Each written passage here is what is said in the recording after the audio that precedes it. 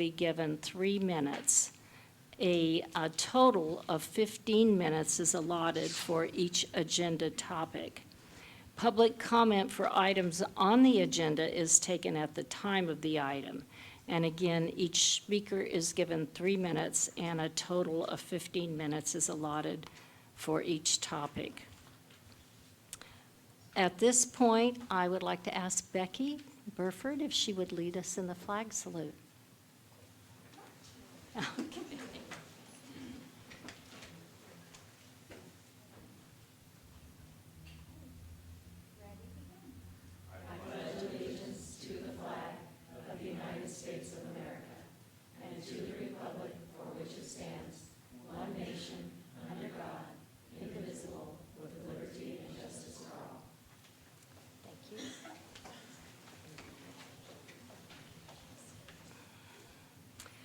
Superintendent Kubin, do we have a report out from closed session?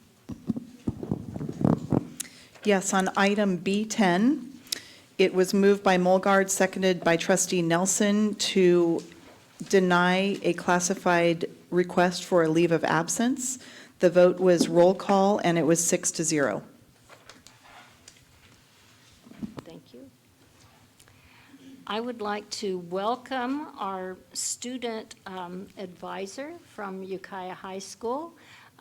Devin Munoz is our new advisor, and this is he attended a meeting to kind of meet us back in the spring, but this is his first official meeting. So, Devin, do you have a report from Ukiah High? Yes, I do. Thank you. Test, test. Okay, so our student council elected history teacher Jeff Bergman as our staff member of the month. As a reward, he will be bought lunch from a selected restaurant around the local area.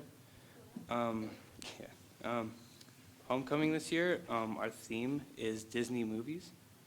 Seniors selected Pirates and Pirates of the Caribbean, and our color is black.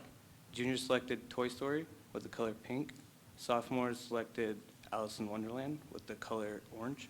And freshmen decided today, I'm not sure what they decided, but I will soon know. One thing, students have noticed a significant decrease in cockroach populations in classrooms this upcoming year. Last Tuesday, Chromebooks were distributed to every student at Ukiah High School. And the next Tuesday, or Monday, the leadership class will be taking a leadership convention in Windsor, where different high schools come together to collaborate on ideas to help better our schools, which is pretty nice. That's it. Thank you very much. And yes. Yes. I'm wondering the date of homecoming. I'm not sure. Okay. It's October 7th. October. That's what I was going to say, but I wasn't too sure. Thank you. Right. And I already made an error. We need a motion to approve the agenda. So moved. Seconded. Thank you. All in favor? Aye. Thank you. Now, we will ask for public comment. Do we have some names? Yes. None received. Okay. Thank you very much. So we have brief reports now from our organizations that are represented here. We have CSEA. Lisa, would you like to give us a report? Sure. First, I want to welcome you guys all back to a new school year. Yay! Hopefully everybody had a nice summer. And I'd like to apologize for not being here last month, but I was on a family vacation. I didn't catch the salmon. It's very irritating. But we're like, we keep pushing it back and back to chase the run. Anyway, but it was fun to be out there. So, let's see. One of our goals this year is to model appropriate behavior. As we all know, children hear and watch everything we do and say.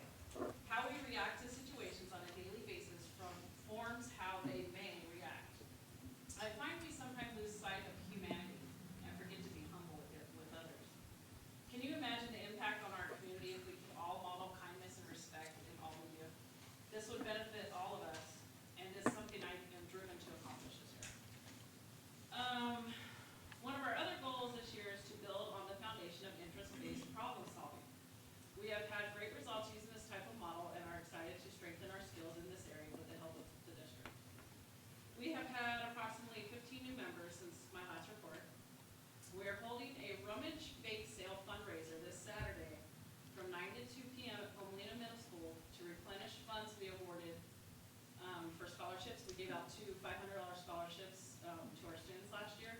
So please come and support our students' future. We had our first phone bank of the year last night. It was a great turnout for our chapter. We filled every seat. That was exciting.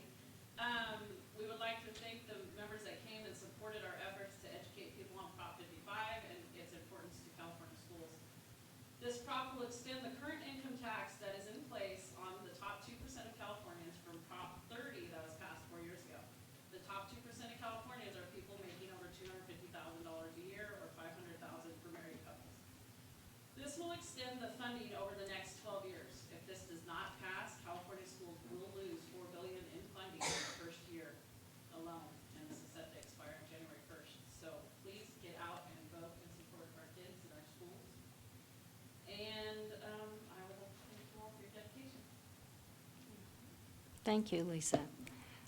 Becky, you're representing UTA this evening. And Yes, thank you. I'm here representing UTA as the Vice President. Our President, Terry DeSelke, was unable to attend, so thank you all for having us and allowing us just to participate in this whole forum. We appreciate this process, and we would just like to offer our words of anticipation, hope, and excitement about the upcoming year. We are really looking forward to this year on a number of levels. We're looking forward to pressing forward with bolstering the communication lines from the classroom to the boardroom.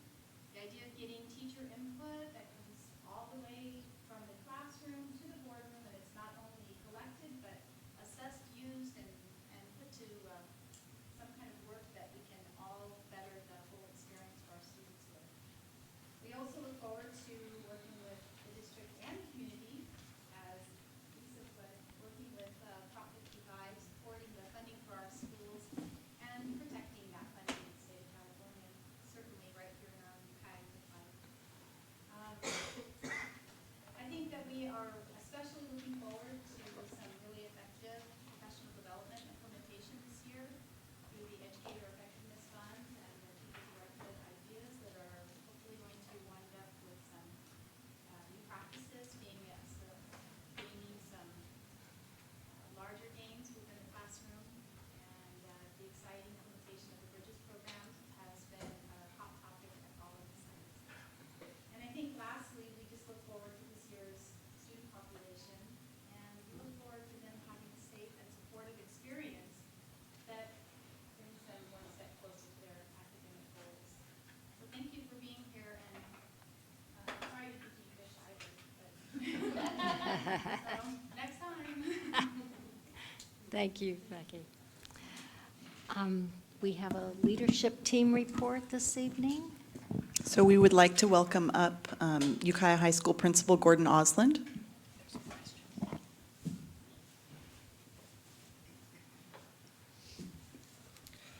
So on behalf of the leadership team, this will be the good news part from Ukiah High, because I see we have the Cockroach agenda item later, and so I'm not going to comment on it this time.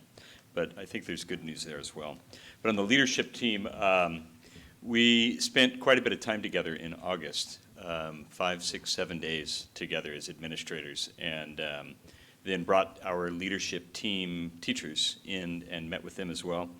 And I think that a lot of us realize, probably all of us administrators realize, that the PLC concept, or professional learning communities, where educators are working together, we needed to go back and we need to do work on that.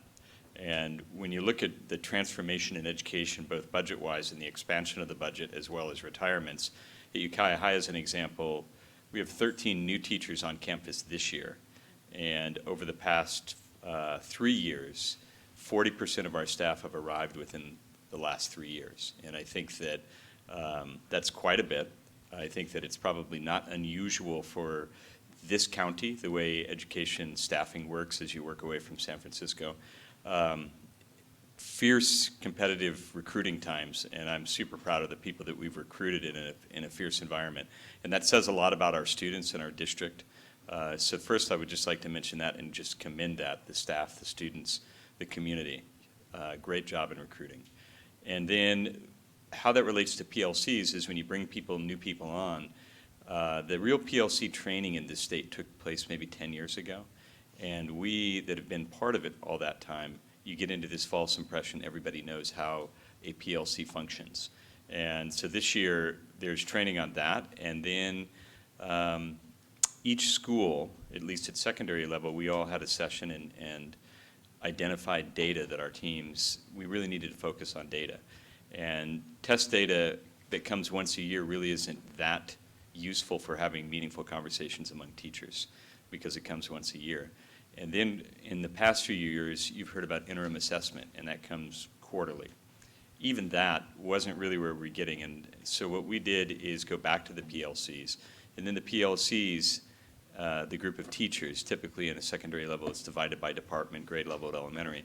They identified the specific data that they want to look at. And with our staff, we really stressed, keep it very small and talk about it every week. And the teachers in those PLCs are responsible on a weekly basis to bring data in. And at Ukiah High School, each month that we meet as a whole school, each team is responsible for bringing in their data and sharing it with each other. And I think going back to that very, very finite point, I'm excited about that. The data they chose was interesting, and it was their choice. And it really, really, we're trying to lead them back to the fundamentals of talking about student work and using very critical data. And finally, in addition to that, with the data, we have many initiatives at this time, the amount of initiatives that we have going on and the amount of money we have flowing in. So I'm challenging each of those initiative leaders to also identify a piece of data that they will be working with to share with our leadership team. And so really data is us, or data are us. I'm not sure what the plural of data is, but that's what we are. So any questions on that, I'll take them. Otherwise, I'll head back to the gallery there. Okay. Anne? I'm just wondering how you can, how do the teachers get the data? Like, do they tell you ahead of time and you're able to provide it to them? Or do they know how to run their own data, or? So with the PLCs, and I should mention also that the district has got the press onto the schools where we as administrators provide the type of data that you might be thinking, where the district office will provide us with more global data, and then we present it and interpret it and develop plans. With the teachers, it's more of they design assessments, they administer, and then they're pulling the data out of that. So as an example, I was in an English class the other day, and the students were writing introductory paragraphs and using a rubric. That then the teacher concluded by saying, thank you very much. Just so you know, I'll be taking all of your work, and this rubric and the English department as a whole is going to be working together to score it and discuss your writing. And so that's where that data comes from. It's self-identified, self-generated, and honestly, that's far better than anything we can provide them because there's more ownership in that. So, okay.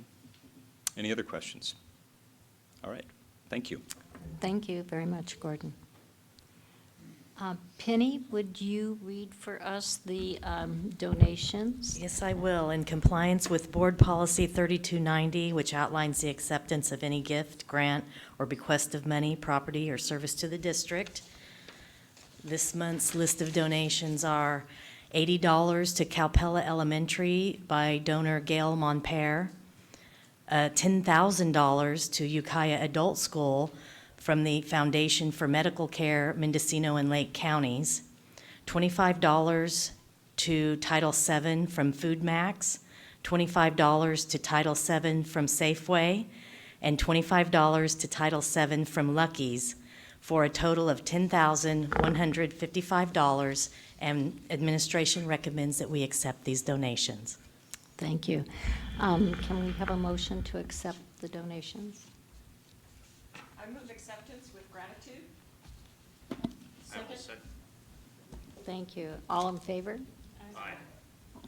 And we do sincerely appreciate these donations. Next, we're going to move to the D section, which is the operational systems of our district.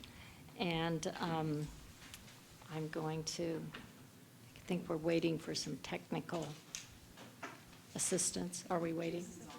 Okay. So I'm going to ask Superintendent Kubin if she would introduce this section. Yes, so we have an update for the board tonight regarding actions taken on the cockroach abatement. And I want to thank everyone for working on this with us. We're really lucky tonight to have Ashley Freeman here from the Department of Pesticide Regulation from the state of California. Their agency has been really incredible to work with, and I appreciate all of their efforts very much to help us think about what else we might do to deal with our problem. So what we're going to do first is we will have Ashley give her report, followed by Gabe, because Ashley's report talks about what some of the findings are, Gabe, and I think you can address some of what we've done. And especially appreciation to people who have contacted me to let me know where they're seeing cockroaches. I just had a teacher the other day contact me, and I'm passing that information on to Gabe, so we appreciate that communication. So Ashley, I think we have a copy of your presentation that we will open up. And welcome back to lovely Ukiah. It's a little hot today. And Ashley, we have a clicker too if you would like to use it. I also want to, while she's getting set up there, I also want to thank Gabe Sherman and his staff for the incredible work that they're doing in our district, both in communication and dealing with regular follow-up on this issue. So Gabe, please pass on my thanks to your staff. All right. Hi, everybody. I'm Ashley. And I know lots of you now, and some of us are on first-name texting basis, so that's great. I want to first start off, I'm Ashley Freeman. I work for the Department of Pesticide Regulation. That's a department within California EPA. I specifically work on the school and child care IPM program, and I'm going to explain what IPM means because that's what we're going to accomplish here at Ukiah. You know, our program was founded... Ashley, Yeah. would you mind speaking into the mic because these meetings are televised and it's hard to sorry. hear without the mic on? That's okay. Okay. So the Healthy Schools Act of California began in 2000, and it's a right to know act that gave parents and people in the community the right to know when pesticides are used inside schools or on school property. DPR became charged with this to oversee this law, and so one, we want to make sure that people follow the law. But two, we're also mandated by this law to teach, to educate, and help people to become aware of what integrated pest management is and why it's the better use of your pest management dollars. Part of our program is what we've been focusing on for many years now has always been education and outreach. So schools throughout California, all public K through 12 schools and licensed child care centers are included, receive monthly newsletters, and we offer, 2 courses a year, and we make brochures, and that's all fine and great, but it's really nice to be able to talk about IPM. It's completely different to tell people to do it, and so we wanted to start something that showed them how to do it. And then here comes Ukiah with this incredible cockroach problem, right? And Deborah contacted my director, and we found out about the Facebook page, and so we started putting the pieces together, and we're like, this is our pilot project. This is where I want to be. And so here I am. I wanted to start a site assessment pilot project where we went into a school that really needed help, and wanted the help and was willing to kind of lend themselves to the embarrassment of this process. It's a perfect match. I think we have a really good community, and I really want to commend everyone in this room who has had a part of this. Cambria and I have become friends, and her sister, and many friendly faces, and Deborah and Gabe, and, principal over there, principal. Gordon. We collected cockroaches together. I know. Your name eluded me, and we have business to discuss. But anyway, for really stepping up to the plate and doing something about it. Okay, so let's see if I made all my points.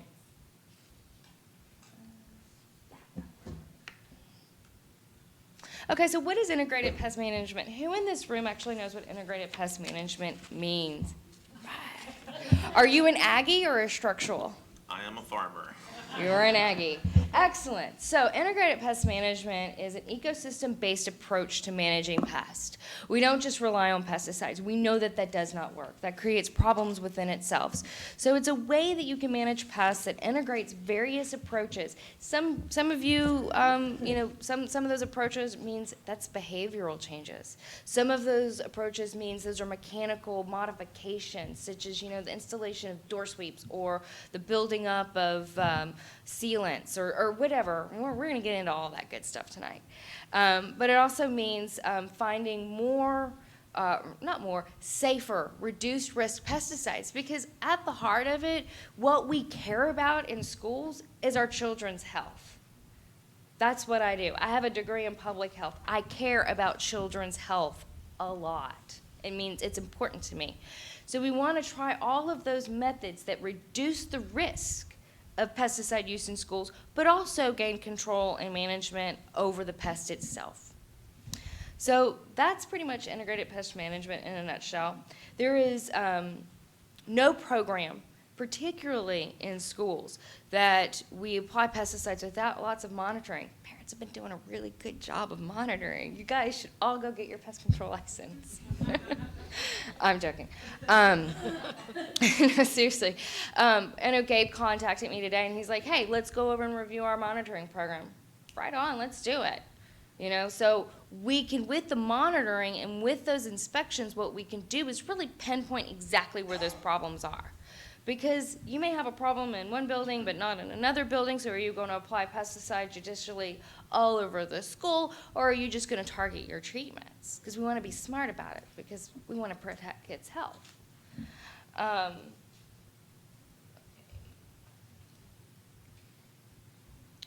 yeah, sorry, totally off script here. Okay, so why Ukiah? We kind of talked about that.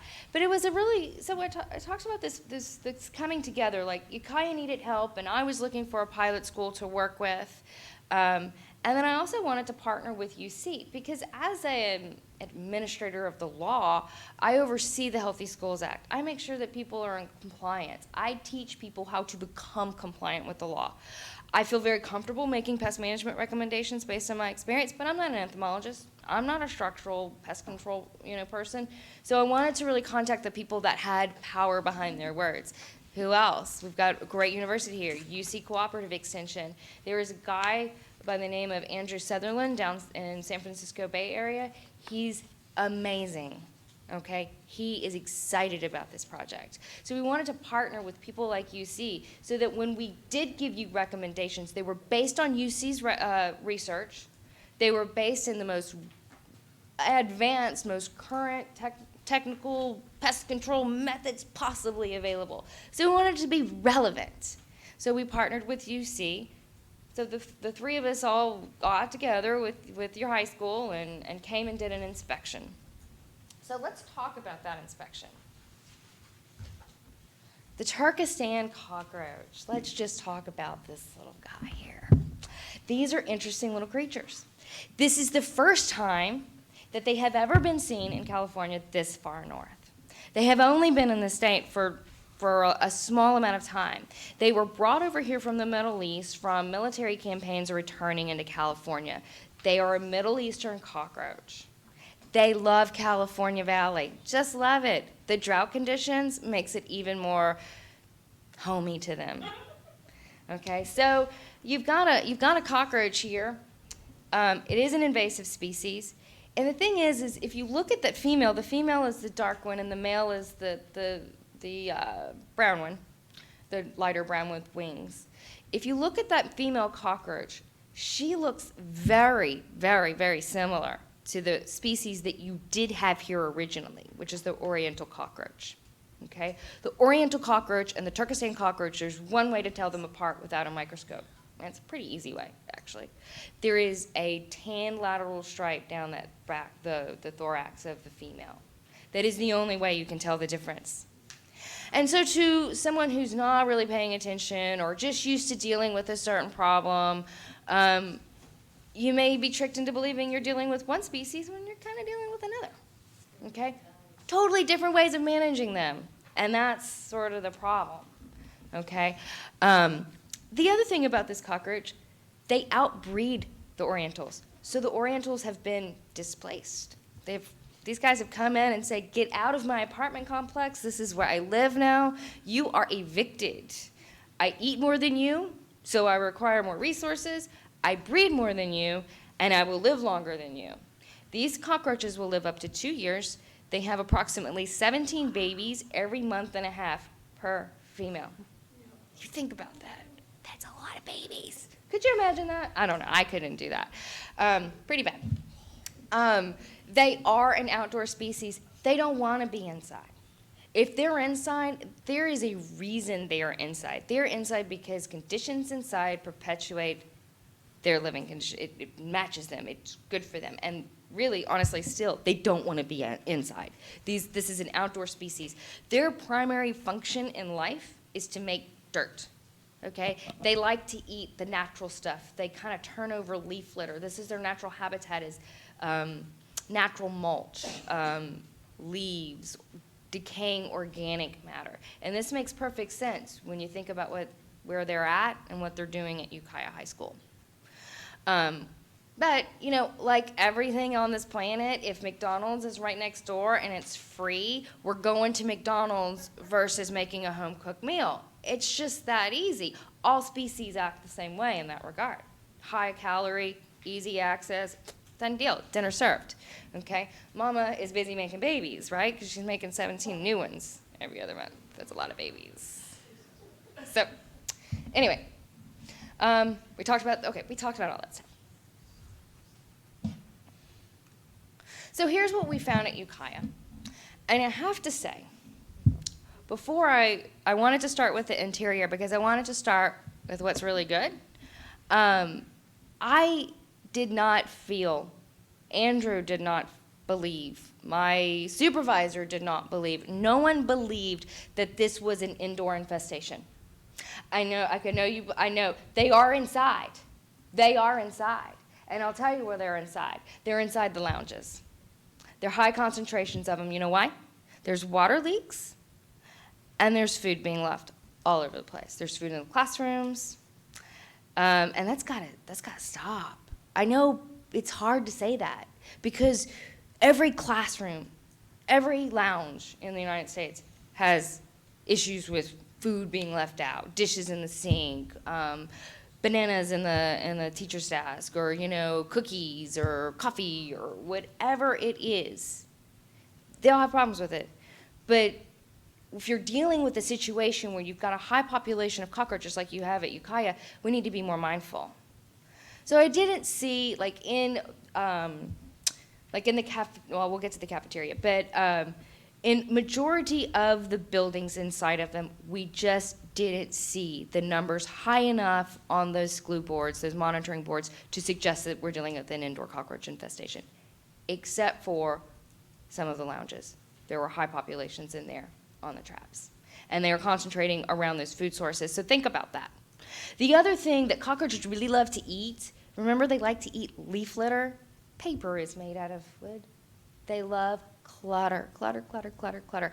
That picture is a roll of just, random, butcher paper, And that up there, this here, that's all cockroach pee, okay? So what they do is they're gonna go for those resources and they're gonna, and this, the roll of paper, and you see okay, so the middle picture up top, you see there's a whole bunch of cockroaches on that one glue board.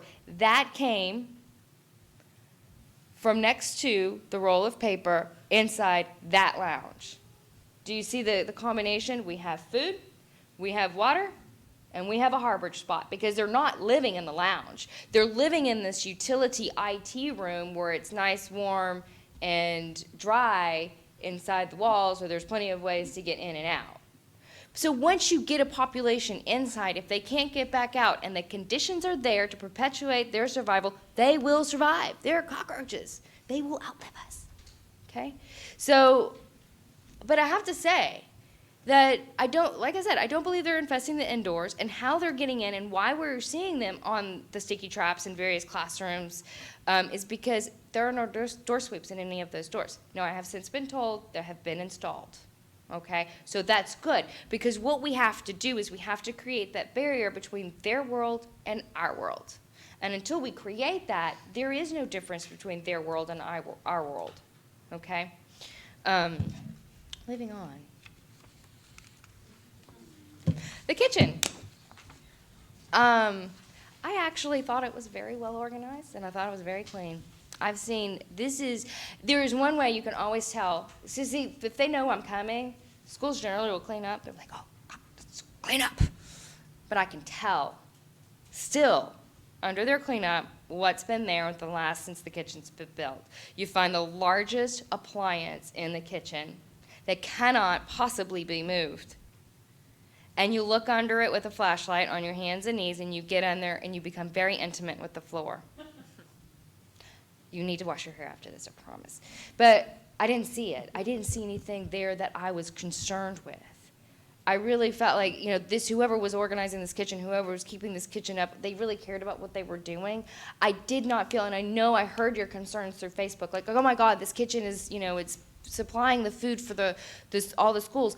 I get that, and I wanted to spend a lot of time there, so I personally took on the inspection in the kitchen. I didn't see what I thought I would see. And I have to commend Ukiah High School for doing that. It's a clean kitchen, so I would not worry myself at all about whether or not my kid should eat here. I would. My kid could eat there. I've seen a lot worse, a lot worse. The only thing I really found was that water leak in the dish room close to one of the doors, and again, there's no door sweep there, so under drought conditions, which we are under, what you're going to see is there's going to be some wandering cockroaches in. They're going to sense that resource. They're going to want to come in and grab a drink of water. So for the kitchen, install some door sweeps, fix that water leak. I mean, it's just that simple. And again, it goes back to the IPM method. We don't need to use pesticides right there. There's no reason to have a pesticide in that kitchen. Again, I would rather have a cockroach or two on a monitoring board than pesticides in my kitchen around my children. They're eating that, you know what I mean? So, pretty simple.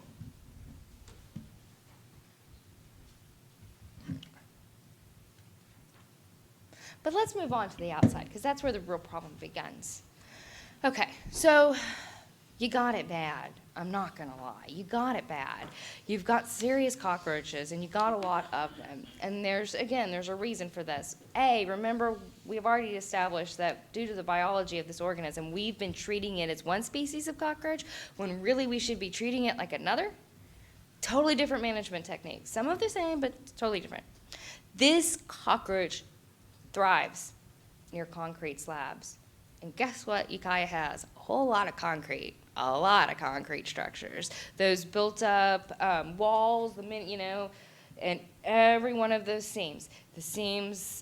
Every one of the seams. I can't even imagine. There's so many. Like, where do you pick? Just pick one. Every single one of the seams is full of them. And what happens is they are a nighttime outdoor species. They don't want to be inside, and they don't want to be out during the day. Okay, because sunlight kills them. Just get to know, they're kind of like little vampires. So they get in those structural seams and those expansion joints in between where the building and the concrete meet, and there's a gap under there. So they go in there, they go up right in the stucco, or they dig deep down into those slabs till they get to the earth. And that's where they lay all day long. They don't want to come out. It's too hot for them. So they get under there, they stay still, they stay cool, they stay moist, they stay, right where they want to be. And then they come out at night, and boy, do they come out. Let me make sure. I don't want to miss anything here.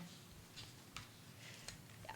So, it's really, and again, I don't want to place blame on the school, because who thought what year did y'all build the school? 28 years ago. I'm sure when you were thinking about building the school 28 years ago, you did not think you were going to have a cockroach that was going to infest the school that loved 75. So like 38 years. Who would have thought that that concrete was going to create this sort of problem. Okay, so it's just, you happen to have the invasive species, you happen to have the absolute most perfect structural habitat for them to breed, and then you got a school. And what comes with school? A whole bunch of children. And what do children do? They put their food in throw their food on the ground, or they miss the garbage can, or they spill a Coke, or, you know what I mean? They just, they're children. That's what they do. That's their job in life. Cockroaches make dirt, children make messes. So where are we at? All right, let's talk about the stadium now. Okay, I met with the Lions Club today to address the snack shack issue. The snack shack is a very interesting little structure because it's sort of an indoor structure that pretends it's outside too. There's no barrier under the door. It's just as hot inside as it is outside. You have a slew of different people managing an environment, so what's clean to one person isn't clean to another person. So it's just, perfect storm, right? So, and again, you have this environment where the landscape of the stadium, it's beautiful, by the way. It's a nice stadium.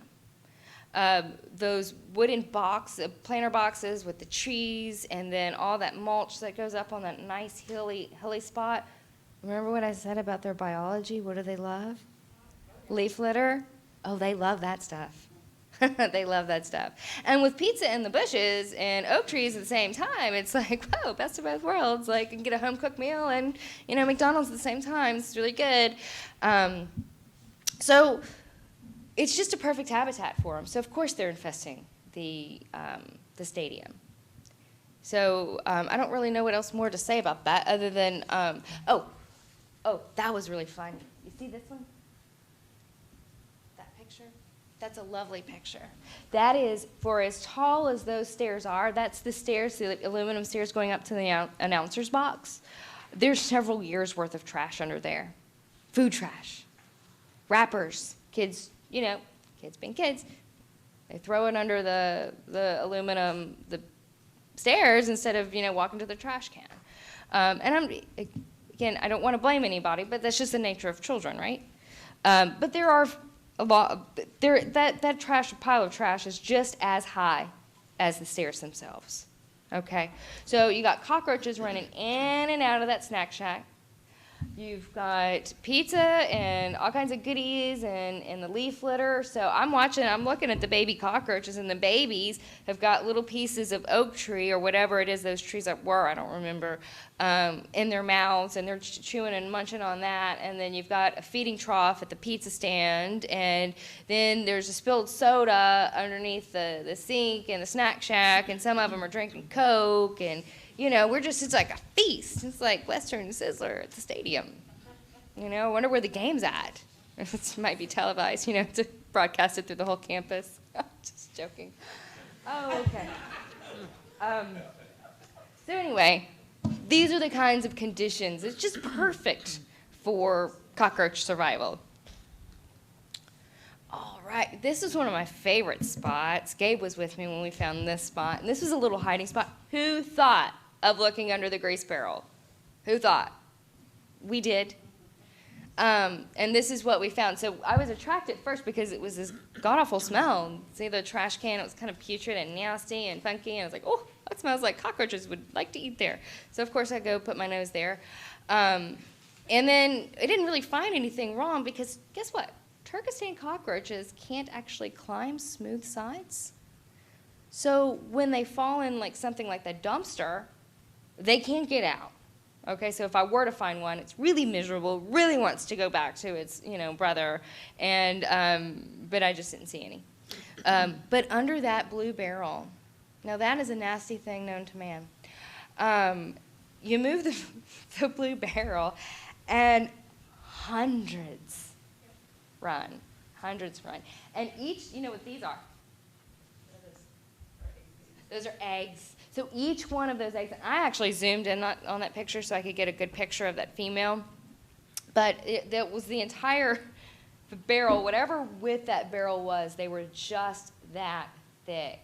Each one of those egg cases represents 17 babies. Do the math. So, not that I would do the math real quick in my head, that's ridiculous. So this is what you got. The loading dock was also a pet peeve of mine.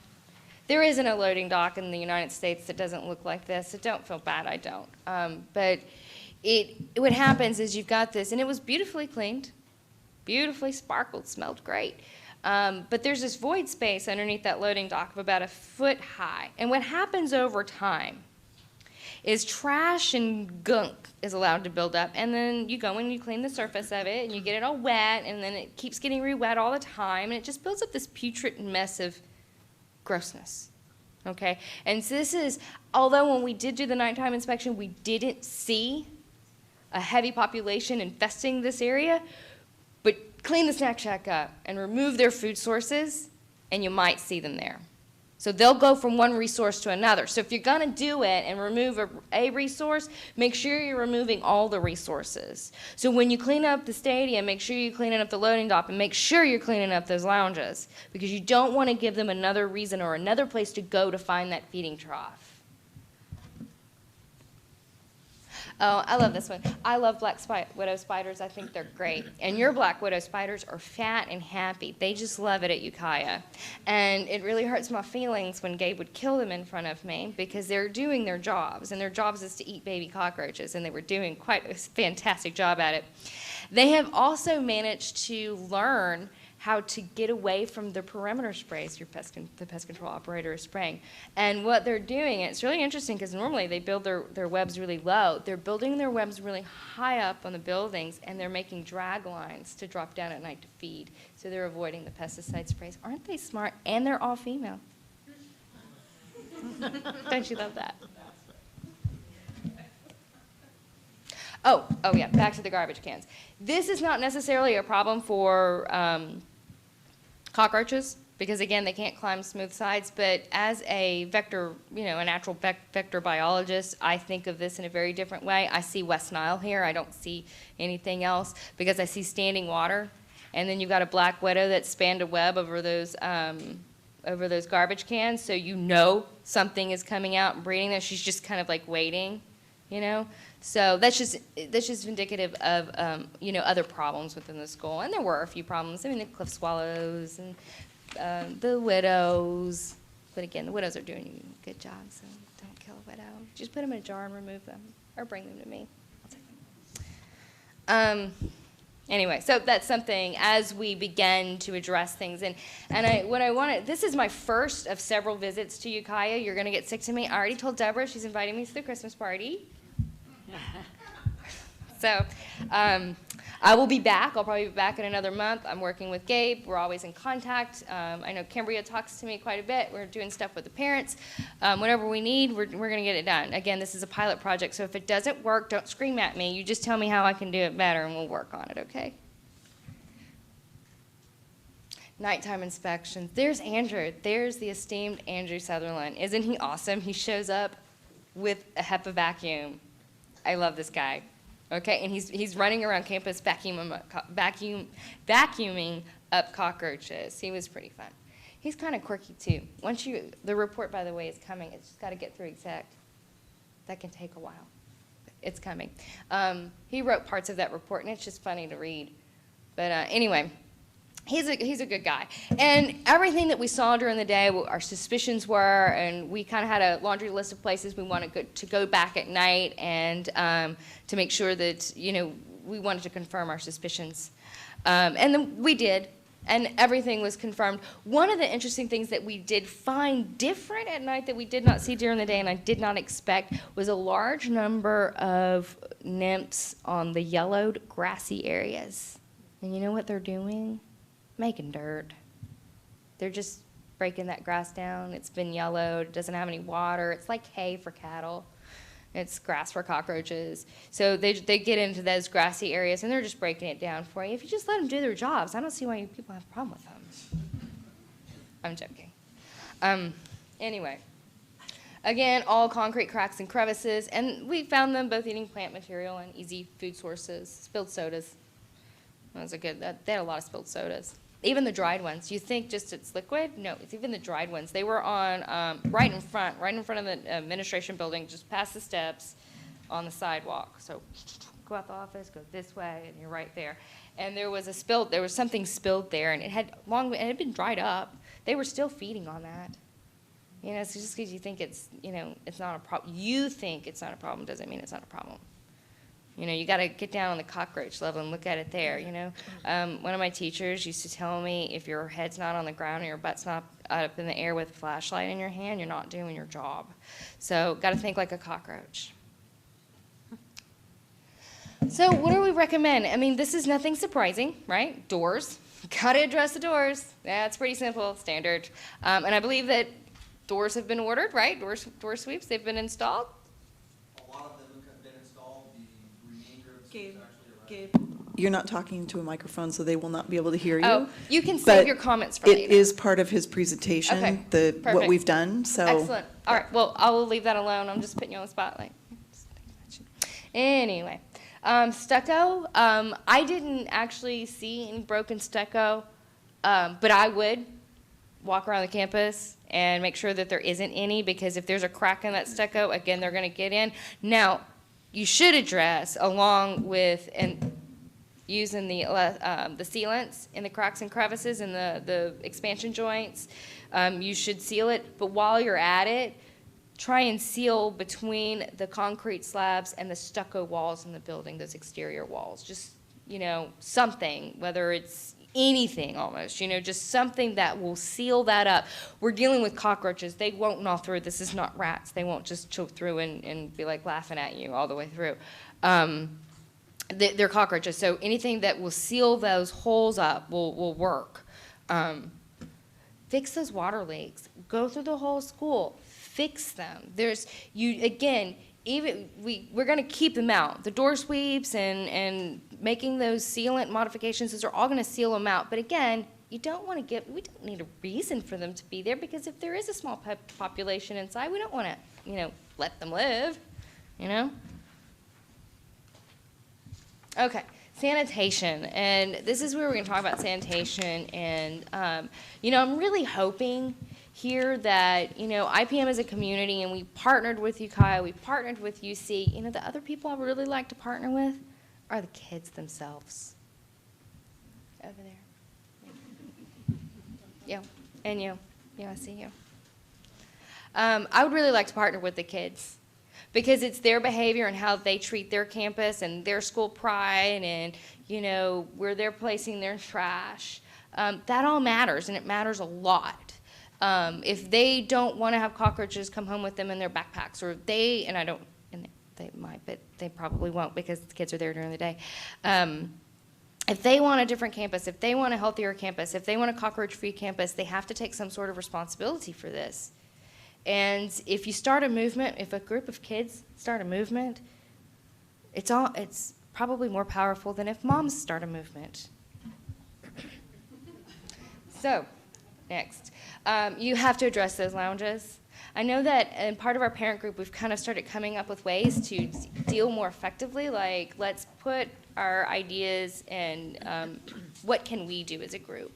And I think one of the things we came up with is kind of like sponsor a lounge or sponsor a classroom or something like that, where you got teachers to put their food items in like a pest-proof container so that seals the smell out.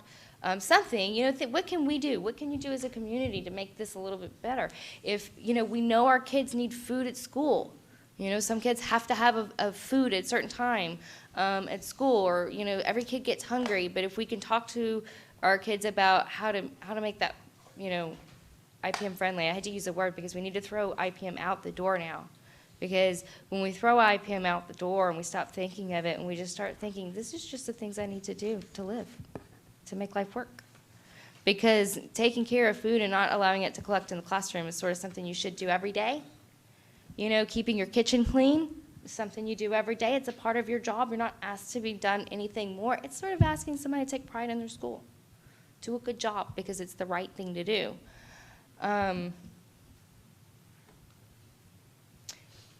Best solutions. this is where UC comes in. This is the sticky part that I didn't want to get involved with. I didn't want to get involved with telling someone to do a different method of pest control, because people can come up and say, well, you know, but this is what we do, and this is what I'm, you know, have to do for my contract, and I'm going to do it this way. But that doesn't necessarily make it the best method. We want you to use the best method. And we would like to see the perimeter treatments slow down, if not stopped. Because according to what happens with the perimeter treatments in this cockroach is it acts like a repellent. And you spray it along where you're supposed to spray it according to the label, and it's the only place you can spray it according to the label, is along, you know, do this perimeter treatment. So you can't just spray it wherever you want to. You can't just spray the whole campus and every inch of the campus. It has to be sprayed in certain places. Those cockroaches are not in those places. It's sort of like if you have an orchard and you've got bugs eating your orchard up, are you going to spray the street or are you going to spray the orchard? You know, that's sort of the idea behind it. Plus, we already know, we've seen evidence that cockroaches like to come in troughs and feed. They kind of like all the family members get together and go eat pizza together. Well, we can get them to go eat bait when we remove those food sources.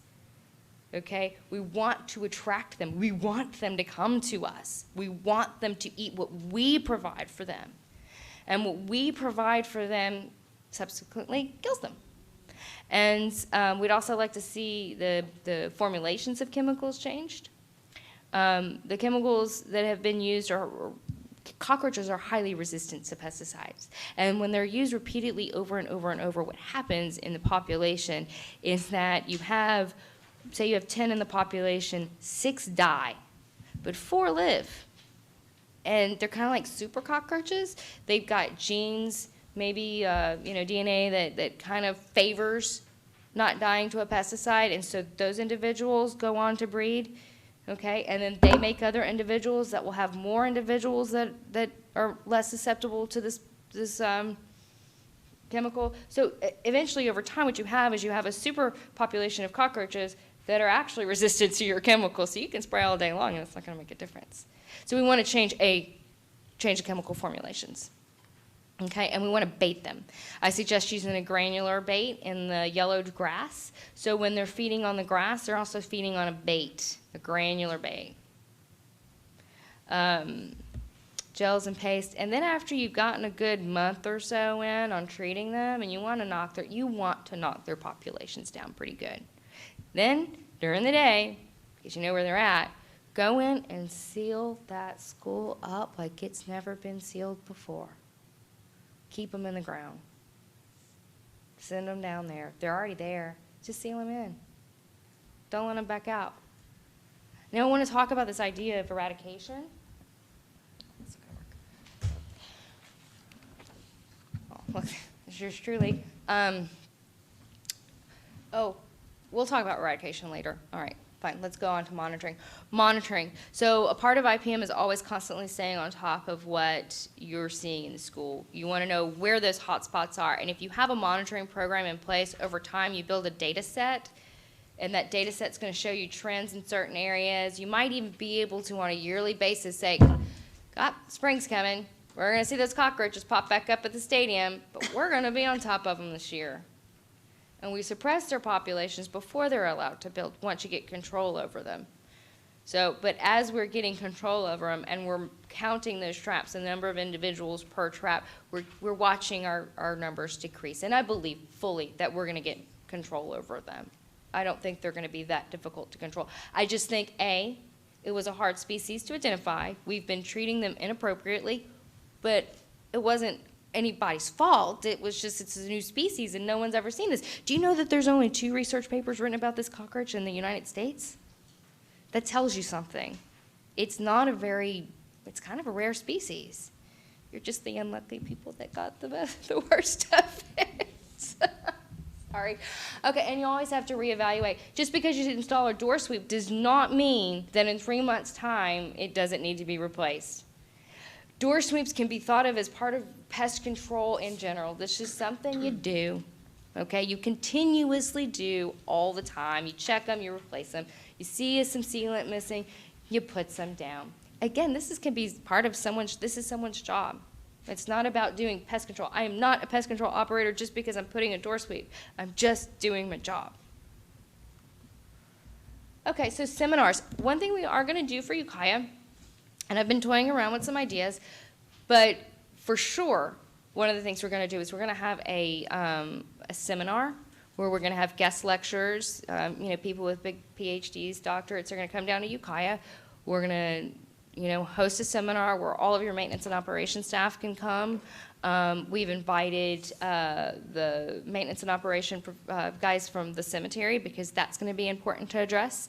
We're going to invite some of the parents to attend. We're going to invite the school board to attend so that you guys can know what we're learning. And we're going to have a hands-on, in-class, college-level course on cockroach entomology, biology, control, and management. And that's going to be an all-day affair. And it's free. It's just part of what we do. It's why you pay your taxes. Thank you so much. But we want people to be able to understand what they're dealing with so that when you come across it, it's not like, oh gosh, what do we do? What do we do? And we all run around and don't know what we do. Reach for the sealant. Reach for the gel bait. Put it there. We want everyone to be able to do this. So there's me, and there's one of your widows. Isn't she pretty? And it was such a great picture because I took a picture in the flashlight, and it just this nice little shadow of her. She was great. So I want to talk about this idea of eradication. I would like to stop using it, please, because I believe this cockroach is here to stay. It isn't going away. What we hope to get is we hope to be able to manage them to acceptable levels. They've displaced the normal cockroach. We can try our hardest. We're going to try our hardest to kill every last one of them, but I don't believe that's going to be the case because there's going to be a focal population at this place, and there's going to be another focal population at this place, and they will reinvade. So I don't want to get anyone's hopes up that at the end of this project, which I suspect will take approximately a year, that we're going to see no cockroaches at all. I don't believe that's going to happen. But I do fully believe that we'll be able to manage them to where it's like, okay, it's a cockroach, whatever. Just like you would a normal cockroach. Yeah, it's scary, it's gross. No one wants it in their house. It's gross. Scream, holler, get the shoe, call your husband, call 911, do whatever you have to do. But we won't have them at plague proportions the way that you feel that they are now. And if ever you feel that I'm discounting you in any way, please, I'm kind of a little sarcastic and jokey, but, say, hey, this is how I feel about this. Can you tell me, how can I feel differently? Because I might be able to help you, and I want to help you, and I'm here, and, DPR is here for you, and UC is here for you, and I think you guys are an impressive group as a whole because you really come to action, you've sprung to action. I think you all should be very proud of yourselves from the beginning. So with that, that's all I really have to say. Is there anyone have questions? Ashley, we're going to ask, we have a protocol in place for how we run our board meetings, but we'd like to have Gabe part of this presentation too, so you and the board can hear what we've done. And then Carolyn will open up to questions and then public comment. So.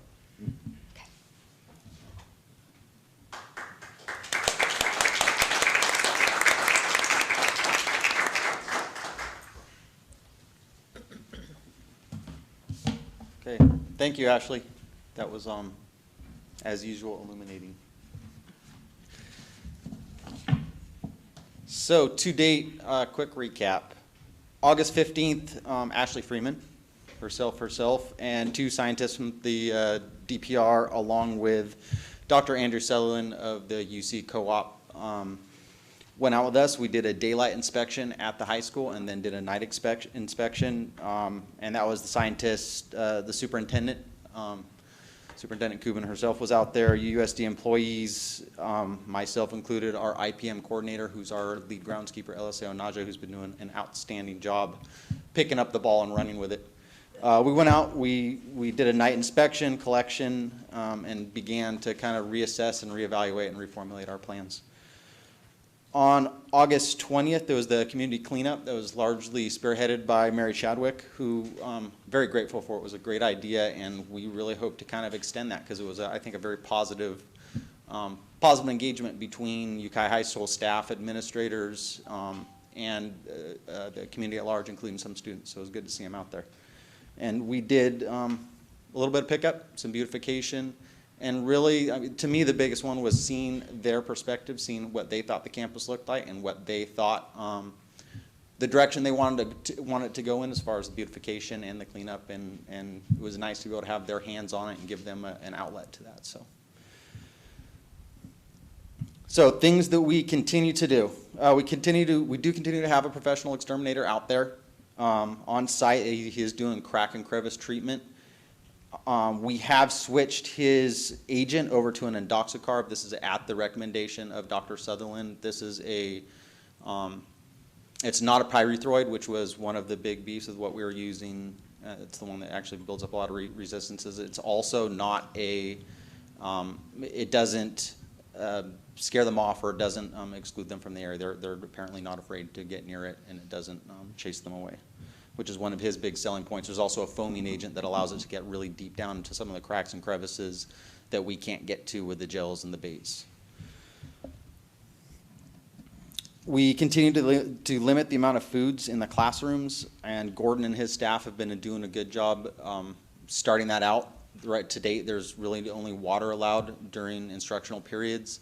Earlier this week, they got me a list of their classrooms, which are their safe havens that the teachers have signed up for, to allow eating during lunch periods, and that, again, the teachers will be kind of spearheading, working with the kids to keep the classrooms clean.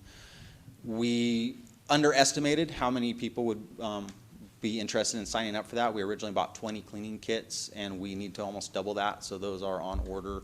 In the meantime, I think we're going to have a good workaround for making sure that the tools are there for everyone to clean up the classrooms.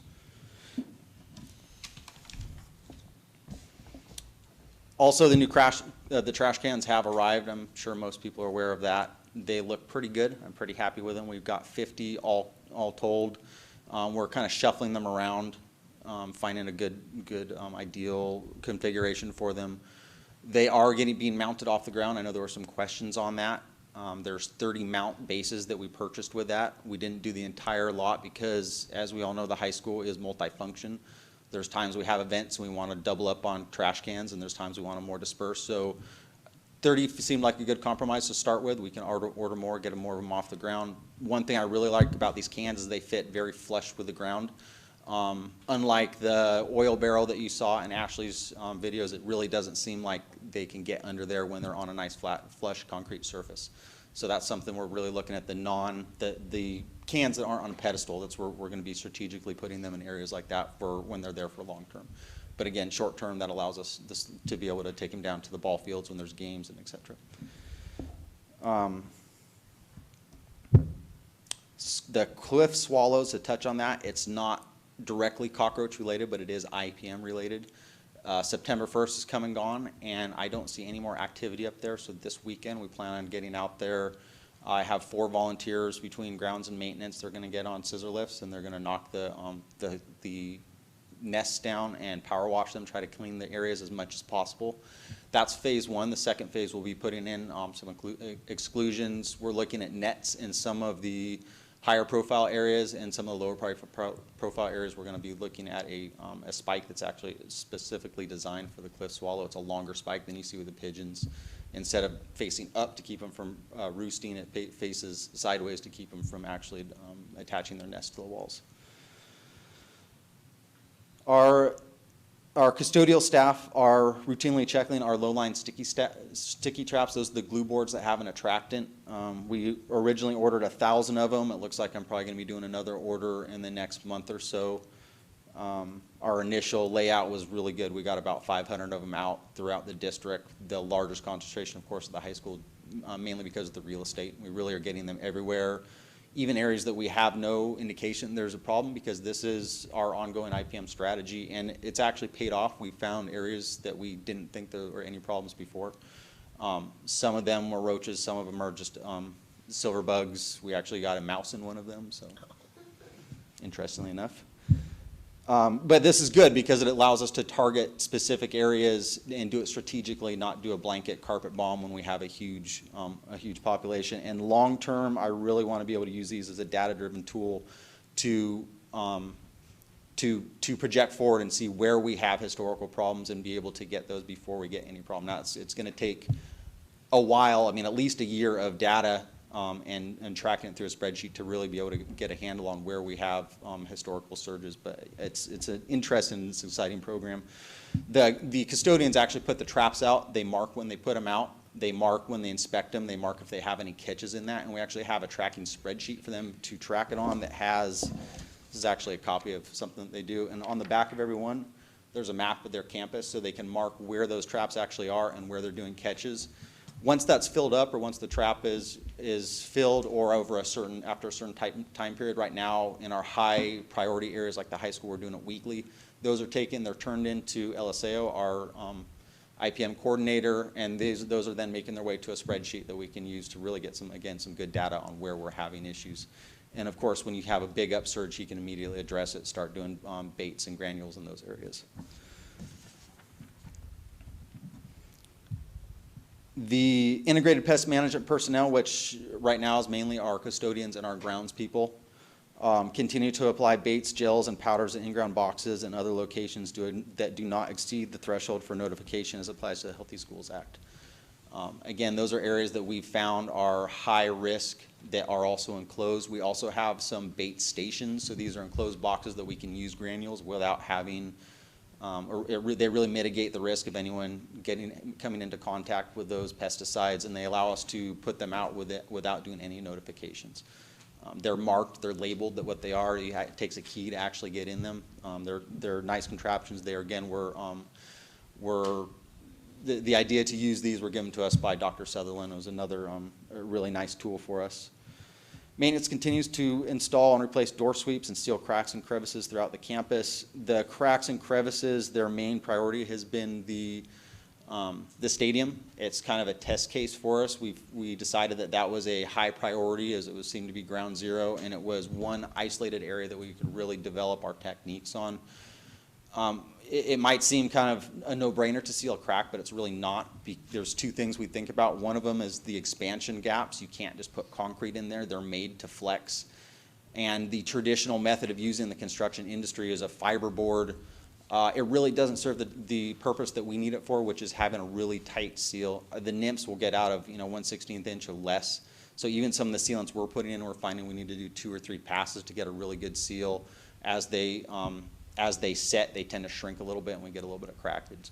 But we have found some good products for this, which I really hope will expedite this procedure when we get out to the campus at large. And that's the main one is a liquid polymer, so it's actually kind of it's pourable. You put in a backer board, which kind of fills in that crack, and then you pour it in, and it really makes a good seal. So we're happy with that, and I think it's something that is going to be targetable to be able to do in-house in a fairly short period of time. The door sweeps, we have the southeast portion of the campus covered at this point, and that's the cafeteria, food services, B building A. We also took care of the snack shack, which is totally sealed at this point.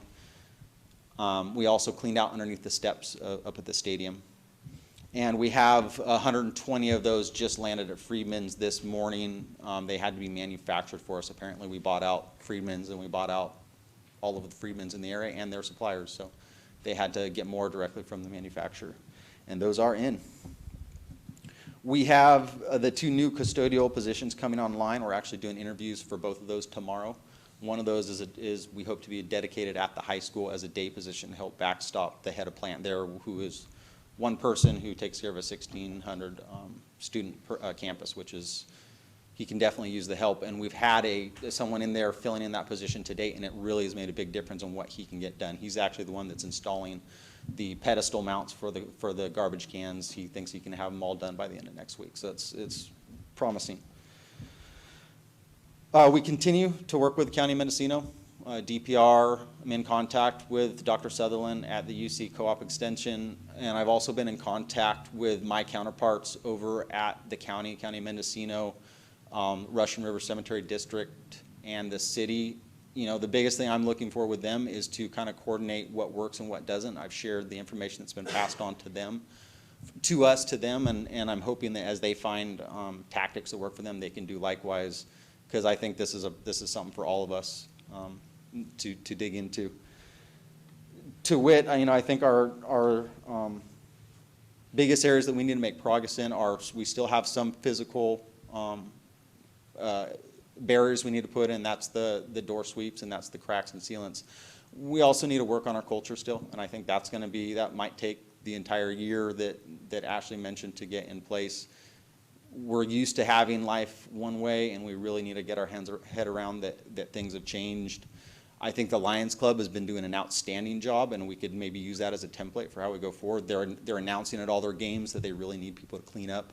And the Lions games do better than our games. When at the end of the day, my grounds guys who clean up after both of them say Lions are historically were a problem. This year they haven't been a problem. So I think we can take that as maybe a pole star and work that way. And I also think we have some community outreach to do, because Monday morning when my staff gets up on the campus, they're saying that there is definitely still garbage and pickup to do. So I think that's all I have. Thank you, Gabe. Ashley, if you could come back up, and Gabe, if you could stay up here for a bit. Board members, if you have questions of either Ashley or Gabe, could ask those now. Tyler? A question on the garbage cans, if they're, I don't know, maybe this is goofy, but could we put cockroach ladders on the outside since they're slick on the inside and use them as kind of natural bait stations?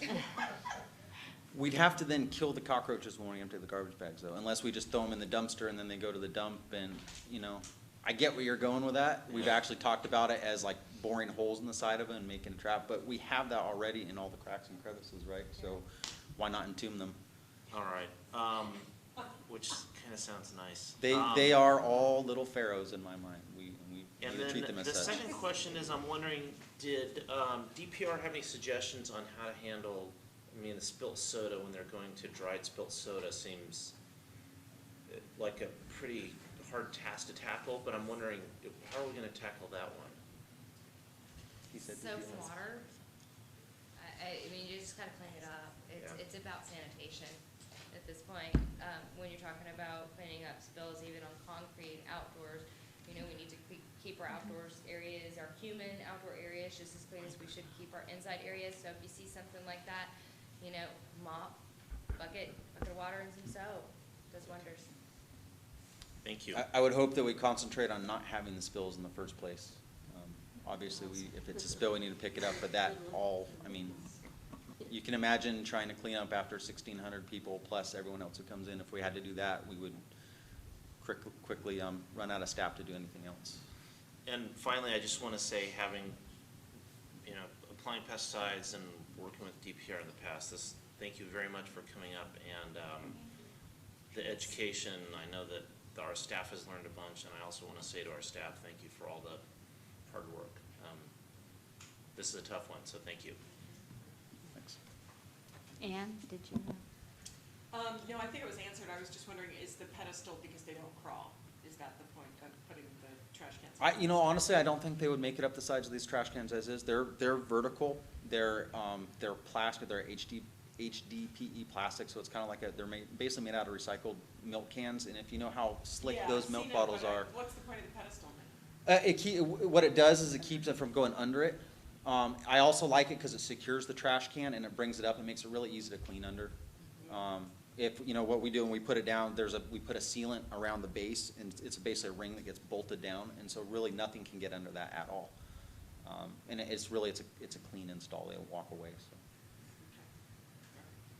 And then Ashley had mentioned some type of pellet that you would put on dead grass. Is that something we've tried? We have been using them in the enclosed stations, and we've been using them in enclosed boxes. My understanding is that were we to broadcast them, we would have to notify, and I really would, that's one of the things I wanted to talk to you and Dr. Sutherland about, is what's the risk factor in those versus anything else? Because that's, to me, that's getting it out in an area where we have kids sitting down in the grass. When we do cracks and crevices, I'm pretty confident that there's no one that's actually coming into contact at, whereas the granules are out there. And I believe they're in indoxacarb as well, at least the Avions are. With anything like that, I mean, it's just about reading the label, reading the pesticide label and see if they're approved and if there's a reentry period.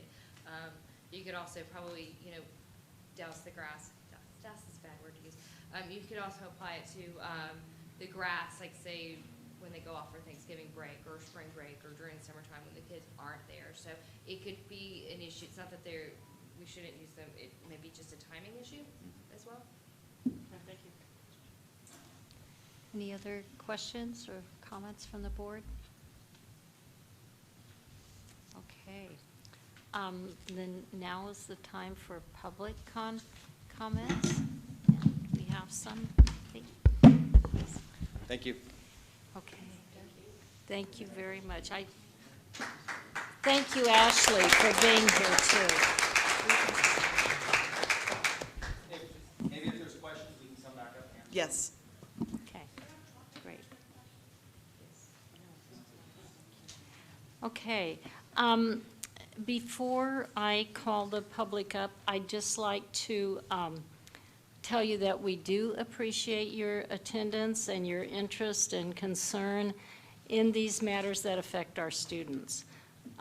This board is very committed to promoting a safe educational environment for the students of Ukiah Unified, and that's why we volunteer to sit on the board. We're glad to listen to your comments, and we just ask that you be respectful and mindful of our 3-minute time limit for individual public comment, and we would like to keep the comments to about 15 minutes for the total public comment on this item. And our timekeeper is going to be Katie. And so after you have spoken for a couple of minutes, you have 1 minute left, she will let you know so that you can realize that your time is getting close and you need to maybe kind of sum up your comments. And if your comments are the same as a previous speaker, you could just indicate that you agree with the previous speaker if you want to. Okay, so first person is Alicia Marin.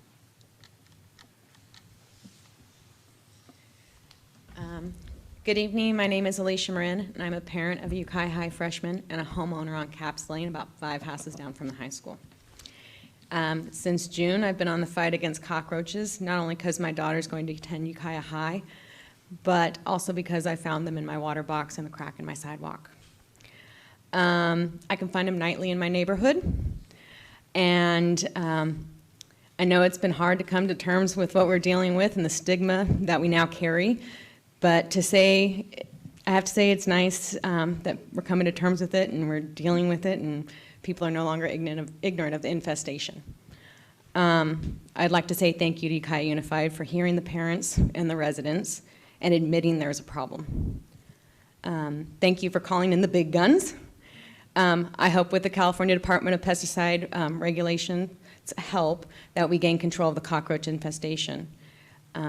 I've seen many improvements in Ukiah High in the last few weeks with the custodians working hard in the evenings, collecting trash and keeping the school clean, along with new trash cans, door sweeps, sealing of the cracks in the stadiums, cheerleaders cleaning up after football games.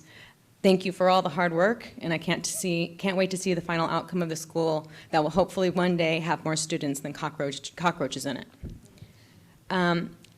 He touched on this, and I want to kind of put more emphasis on this. I've been in contact with the city. I've talked with the city manager earlier this week. I found it funny that he kind of said that he's been in contact with them because, they don't listen to the residents as well as if you're a board person of some sort or have some kind of importance to your title, and mine's only resident. So I'm really asking that Ukiah Unified push for an alliance between the agencies. It's sad to hear the statements, the high school's problem, and I've heard that several times because it's not, and I've never believed that when I saw it in my neighborhood. Because if it was the high school's problem, then the cockroaches in my neighborhood would be your responsibility, and I know they're not. I hope that, that you guys would be passing on the information, goals, treatment, and the maintenance of the cockroaches between the cemetery, the city of Ukiah, the county, the residents, and the parents at Ukiah High. We're all victims, and I think it is a moral and ethical responsibility to pass information and work together so we can all achieve the same goal. I've spoken at the city council and called them about the roaches in my neighborhood. The city has responded quickly to help, but I believe the city and Ukiah, Mendocino County, the cemetery, the community would have better results working together. Thank you to Principal Gordon for meeting with me and my husband and hearing me ramble, making a list of all my concerns, and giving me full access to the school grounds. I believe that we are fighting for the same fight. I'd like to thank the scientists, Ashley and Belinda, for meeting with us and for contacting my sister and meeting with a small group to discuss the findings, share the knowledge, and offer us hope. We're truly grateful. Thank you for the time to speak, and I hope you will include the community and the community agencies in the fight against the Turkestan cockroach. Thank you very much.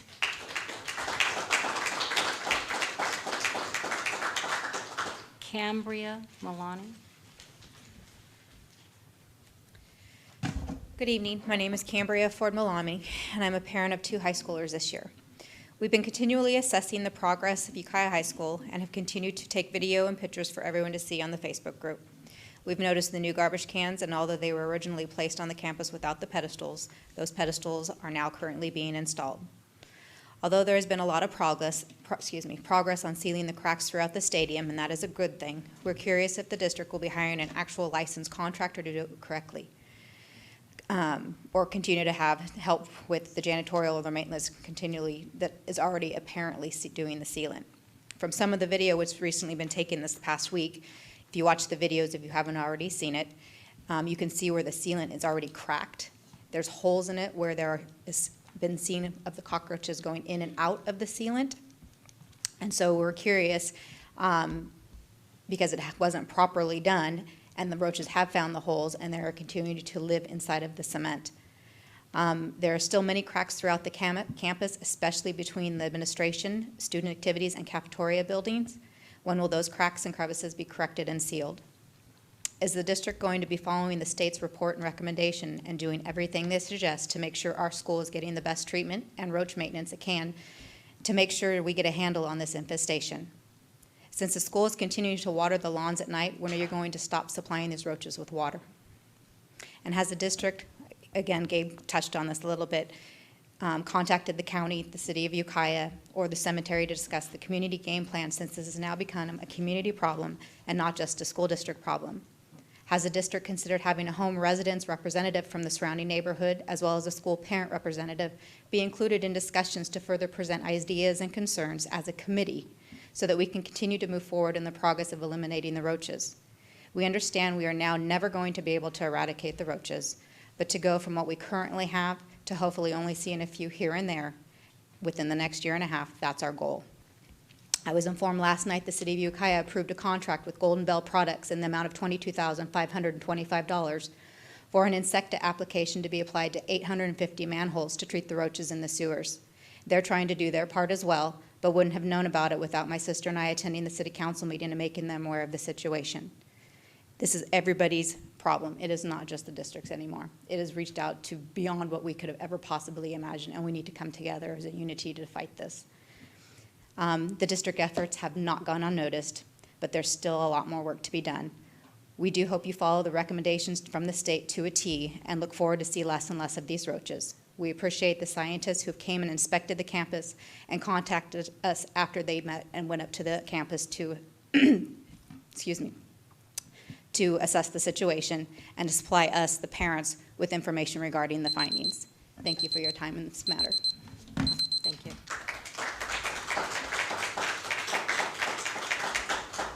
Heidi Valle.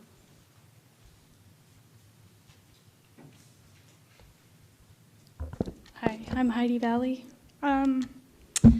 Last year, I had filled out a form to allow me to know when pesticides would be sprayed at the school, and also this year.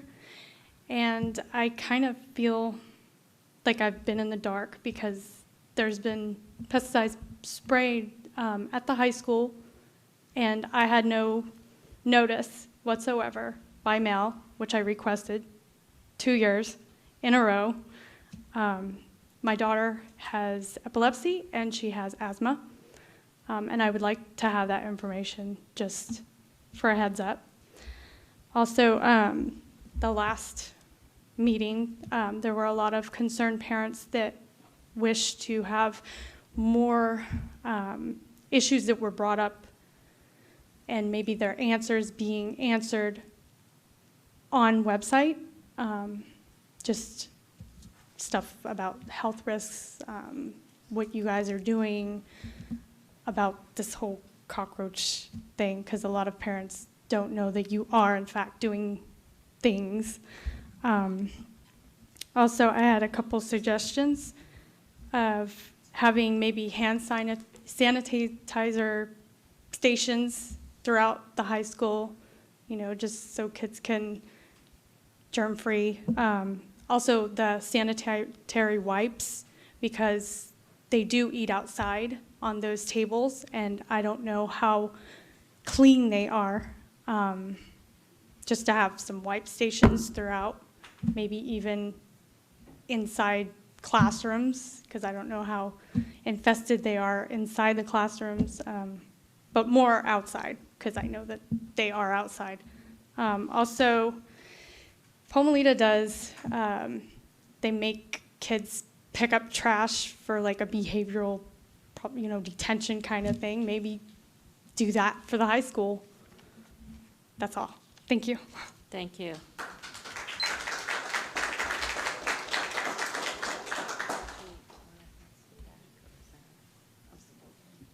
Do you have another question? Board questions?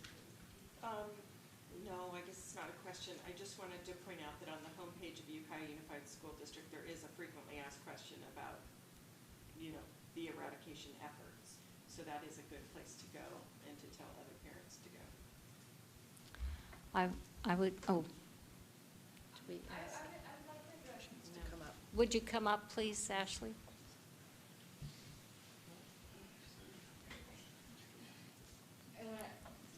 I wanted to address your concerns, a couple of things.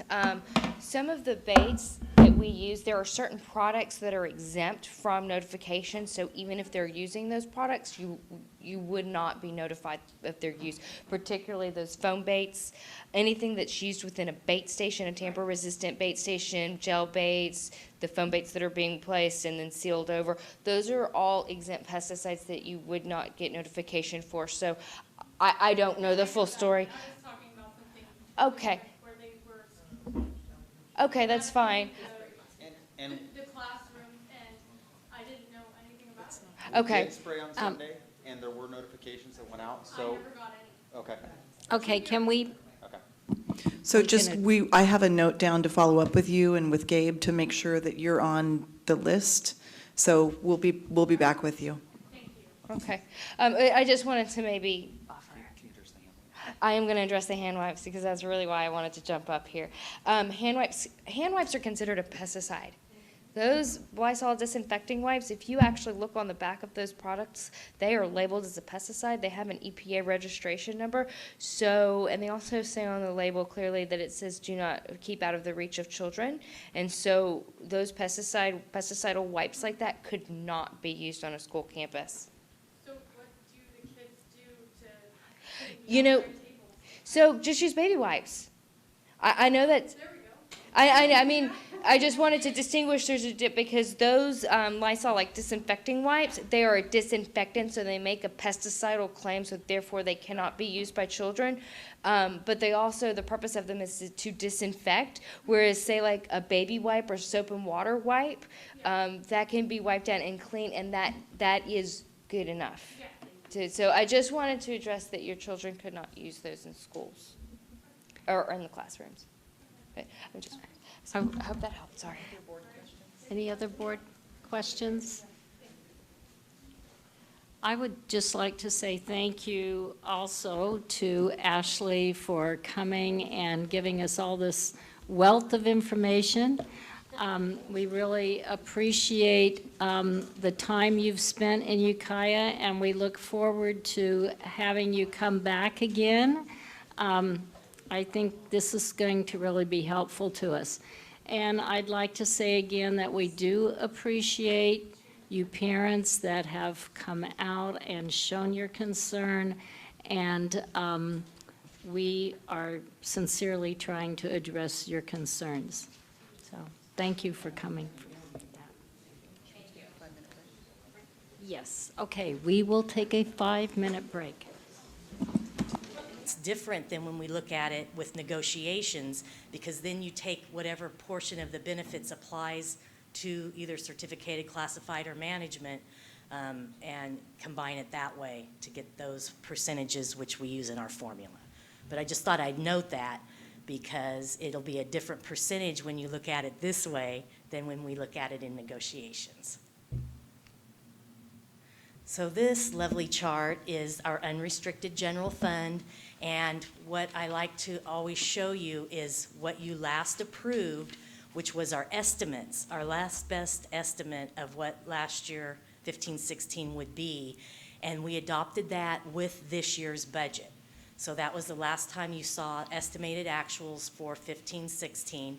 Then we closed the books, and so from that June meeting to this, we see the variance. And just overall, if you're looking at just our unrestricted side, the difference in the ending fund balance, the 1.194 million, sounds like a lot, but we have a very big budget. It actually comes out to 2.1% variance, which is a very accurate budget. And again, thanks to our wonderful fiscal department. I should say that if you look at the combined budget, it's about 2.7, but there's some fluctuations in the restricted that you know, we don't have a lot of control over. Common reasons for variances, I'd like you to know why we're not 100% accurate, which no district ever is. But it's just that there's sometimes revenue that we receive that we didn't anticipate. And then that, as you guys know, that LCFF calculator does change.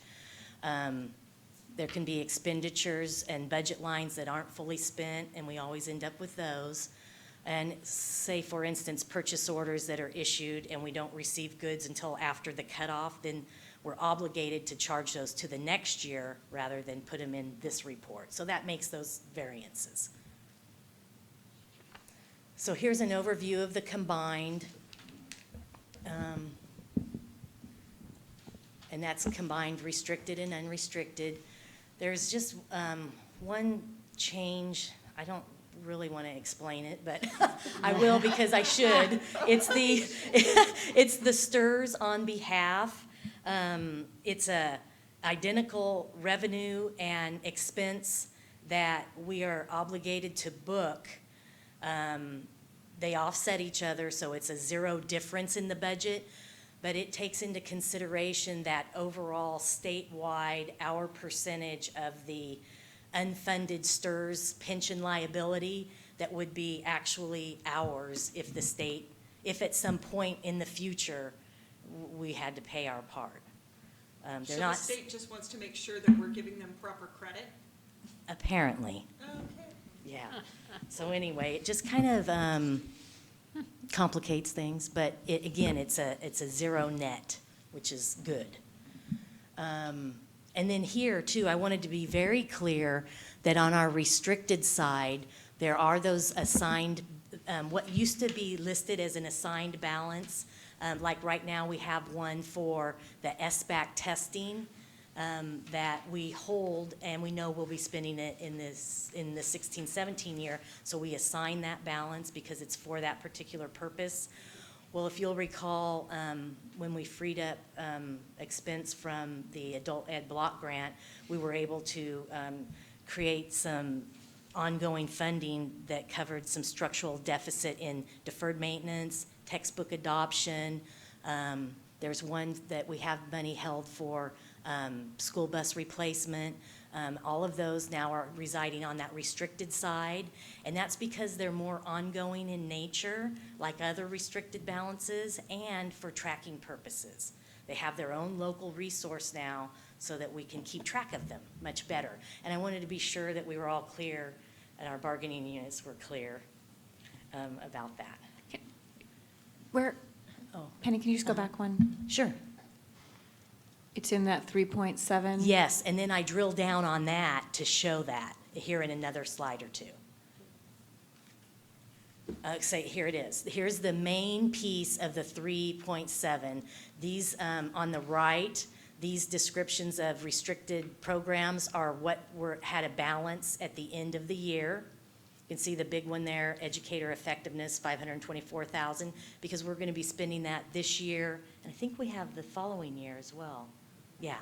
And then on the other restricted local, that's where we identified those newly assigned ongoing programs. And so on that 2.5 million, this is the breakout, and I'm sorry for it being so small, but I did want to disclose and make sure that everybody's well aware that we've done this. And in that you see the 2.5 and the 2.5, well, all of these locally defined restricted programs make up that balance. You can see $699,000 for textbook adoption. There's the technology infrastructure. I forgot to mention that one. That one for the E-rate core switch upgrades that we'll be doing here soon. The safety equipment, furniture replacement, there was an ending balance of $86,500 because we didn't have time before the purchase order cut off to get everything purchased. So we're going to be doing that this year. Sorry. I'm caught back on the one before. The restricted funding that went from 3.1 million to 3.7 million, where did that $600,000 come from? You said it was previously assigned. Well, those, I'm not sure when we did the change. I think after second interim, Katie, if I might ask you. Was it $600,000 that came in our base grant that we weren't sure we were getting? Wait a minute. No. Right, no, that's unrestricted. Was it the funding that was relevant to the adult school that we got that we weren't sure we were going to be getting? I guess I have to ask because it's like killing me. Okay. I know for sure that at one point in time, we received an extra $500,000 that was supposed to be the equivalent of what we used to be spending in the adult school. Right. That now came in the form of ongoing money. Yes, and that is we did $300,000, an increase from, I think, $140,000 for deferred maintenance. Okay, so that money is in addition to what we just talked about in the previous. In addition. It's not the same pot of money, right? The one we just talked about in the previous slide. We've absorbed that difference in some of these ongoing amounts. No, I guess I'm not being clear. We got some $500,000 that we learned was going to be ongoing. That was the equivalent of what we had been spending in our adult school. Right. And we used it for these worthy causes. Right. That are ongoing. Yes. That is a separate pot of money than the money that Judy was just talking about. Yes, Okay. yes. So I'm just being real transparent here. no, We were double yes. funded for something this year that's going to be ongoing. I'm fine with it. But that's what actually happened. But you just want to be clear. Because I don't. No, well. You don't want to think about it that way, but that's one way to think about it. Right, it freed up expense in the general fund that we could now spend elsewhere. Which is a nice way to say it. Yeah. Okay. Okay, so when I'm getting all like angry about maybe not having control over the $594,000 that I was just talking about, Right. I just want to be clear that I can continue to be angry about that, but I'm assuming that the partners in that consortium are also aware, or maybe not, that we also got that funding.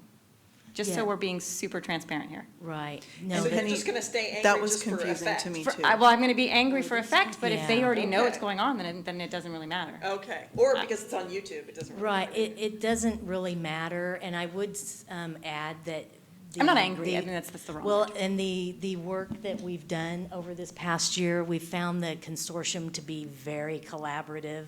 Okay. I mean, it's just a good group of people that want to, like I said, I think what's going to be really nice is identifying the gaps in services among all of the members and the redundancies so that we can, as a consortium, become more efficient. And I found the college to be extremely good to work with. Okay. Their fiscal department is good. They're- So just wanted to add that. Okay. Thank you for clarifying that. I had not thought of that. So you might know the answer to this question since I forgot to ask Judy Harwood when she was here. What is the admin percentage that the college is taking?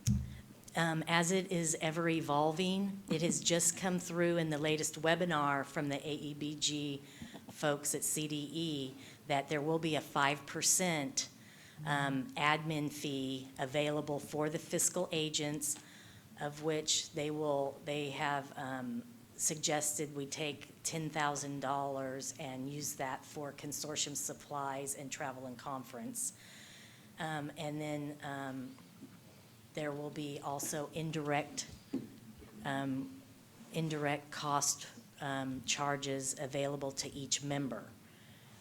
So so we would be able to claim that, and then they also can claim the 5% admin fee. So it's kind of a win-win for the members and them because they're doing a lot of work being the fiscal agents, and before nothing had been identified to offset their costs. So they basically have been doing this without any identification of how they're going to fund what they're doing. So it was good to hear that this had passed. But 5% of 1.4 million I think it's 71,000. is about 70,000. Yeah. Okay. All right, thank you. Uh-huh.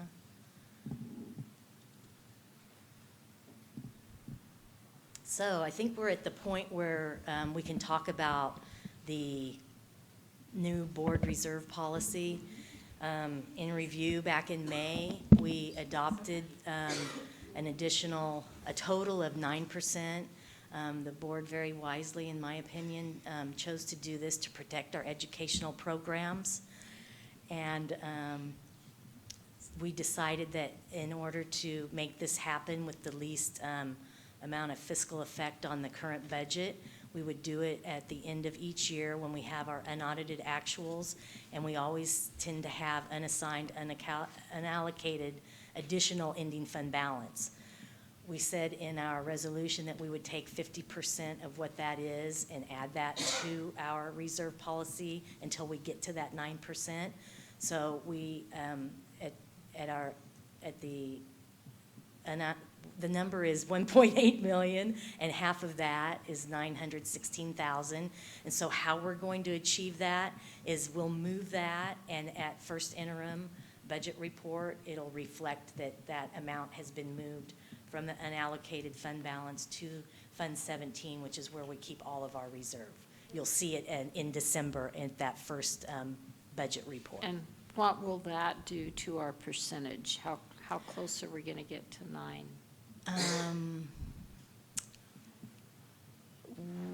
You know, I didn't make that calculation yet, Carolyn. I can give that to you later after I do that. 3% is 2 million, so if we're doing about 1 million, then it's about another percentage, 1.5. Yeah, Okay, thank you. So it's going to be about 7.5. that sounds pretty close. It's good superintendent. Yeah. I try not to do that. So I always show you the other funds of the district, and we look at these like different bank accounts, basically. The general funds where we have the majority of our operating costs, and then these different accounts at the county treasurer host these very specific restricted programs, restricted for the use of the fund. And this I showed you estimated actuals, unaudited actuals, the prior year ending balance, because I think that's kind of a nice way to compare. And then the differences. And then I just made that note that Fund 11 in 14-15 was only the adults and corrections, and now the adult ed program's been moved from the general fund over. For next year. Yeah, it's for this year. So what's on the horizon? We've got the state and the district. And So I thought I'd go ahead and, since I need to do this, let you know that we do have some unfunded increases on the horizon that are just that. We don't have specific money that we're going to be allocated to take care of this. And the first one is a minimum wage increase to $15 an hour. And I'm not saying that that is a bad thing for employees. I'm just saying that it is will be additional cost to us that we're not getting additional money to fund. The other ones are the continuing rise in the STRS and PERS pension costs, and we know what those are, but it is, again, money that we're not getting extra money to cover. The good news is we have time to plan for these. So I put this together to kind of try to explain, Tyler had asked about that minimum wage increase. And so this takes a look at a section of our classified salary schedule and the effective dates of the incremental increase to that $15. And as you can see, this year we're okay. Next year, there's just one cell in the salary schedule that will be in non-compliant, and then the next year after that, it grows. So that's something that we'll have to work on, how we're going to make this compliant, and I don't know the answer to that yet, but I'm sure we'll be hearing lots of good ideas from other school districts and probably our bargaining unit, and so we'll be working on that. But I think this is, if you want to really look at how it's going to affect us, this shows pretty well, based on the color-coded by the year. So in regular dollars, no inflation, nothing like that, Right. what do you think the difference is? Oh, we'd have to see who's at what level, and we have not done any cost analysis on that Okay. yet. All right, So that's this is as far as I've gotten to just kind of identify what's going on. Okay, that's good enough for me to Yeah. right now. This is really helpful. Expensive Oh, is the good. answer Thank the you. superintendent gave. Can I ask a question on that? Sure. I mean, I don't want to bargain. We'll Maybe wait I for the shouldn't say table. it. I'm gonna hold my thought. I can see this, addressing this, though, when we're in a negotiations closed session item. I can see us batting around different Right, possibilities. it feels to me like this might help inform a strategy. Right, I think so, too. that we may- And plus, this will help everyone, our bargaining units understand too, what the impact, or what it is we're looking at. So this, I just did a example scenario, just kind of illustrating that total cost each year that is money we're required to pay that we can't put toward salaries, we can't put toward programs in any other way because we're paying for additional extra pension costs that we didn't previously have to pay. So I just wanted, at the bottom there, you can see each year how much that's costing us, and it's significant. And I don't mean to be the harborage of bad news. No. But bearer of bad that even a news. word? That's what I meant, bearer of bad news. So, and then now, this is it. Next steps, our auditors will come and independently review an audit for compliance. They'll present, they have to have that done by December 15th. It may not make it to you for board approval on the audit until January, which is usually when we bring it. And then we'll review some one-time needs as we determine exactly what they are. We have some known, but we're still in that process. And so I would recommend that the board approve the unaudited actuals financial report. Sorry, Carolyn, I have one more question. Sure. So are you planning on, we're putting $900,000 into the reserve, according Yes. to our new policy. Yes. That leaves another $900,000. Yes. And is now the appropriate time for the board to discuss how that will be spent? We would like to bring some recommendations, and so while we're compiling that data, we would love to hear what your thoughts are, and if you would like us to add those. And Superintendent Cuban? What's your timeline for bringing that back? We're going to start talking about it this month, and we'll probably brainstorm with the board next month and also share with you what leadership thought. And then we'd bring it back for probably November approval. So you have a kind of a month to mull it over.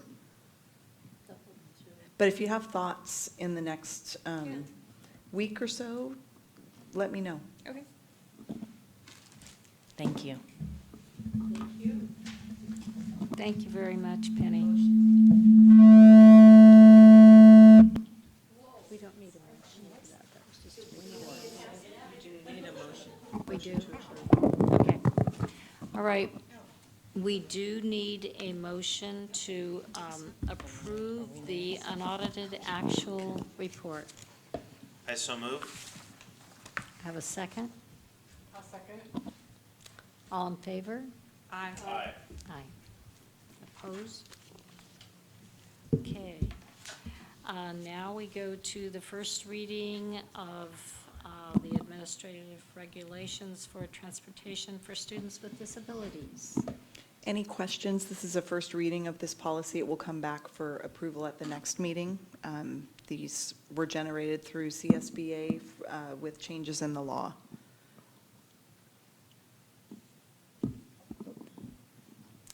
Okay, and then the next one, the administrative regulations for adult education, 6,200. Questions? Okay. All right, now we move on to board workshop dates and topics.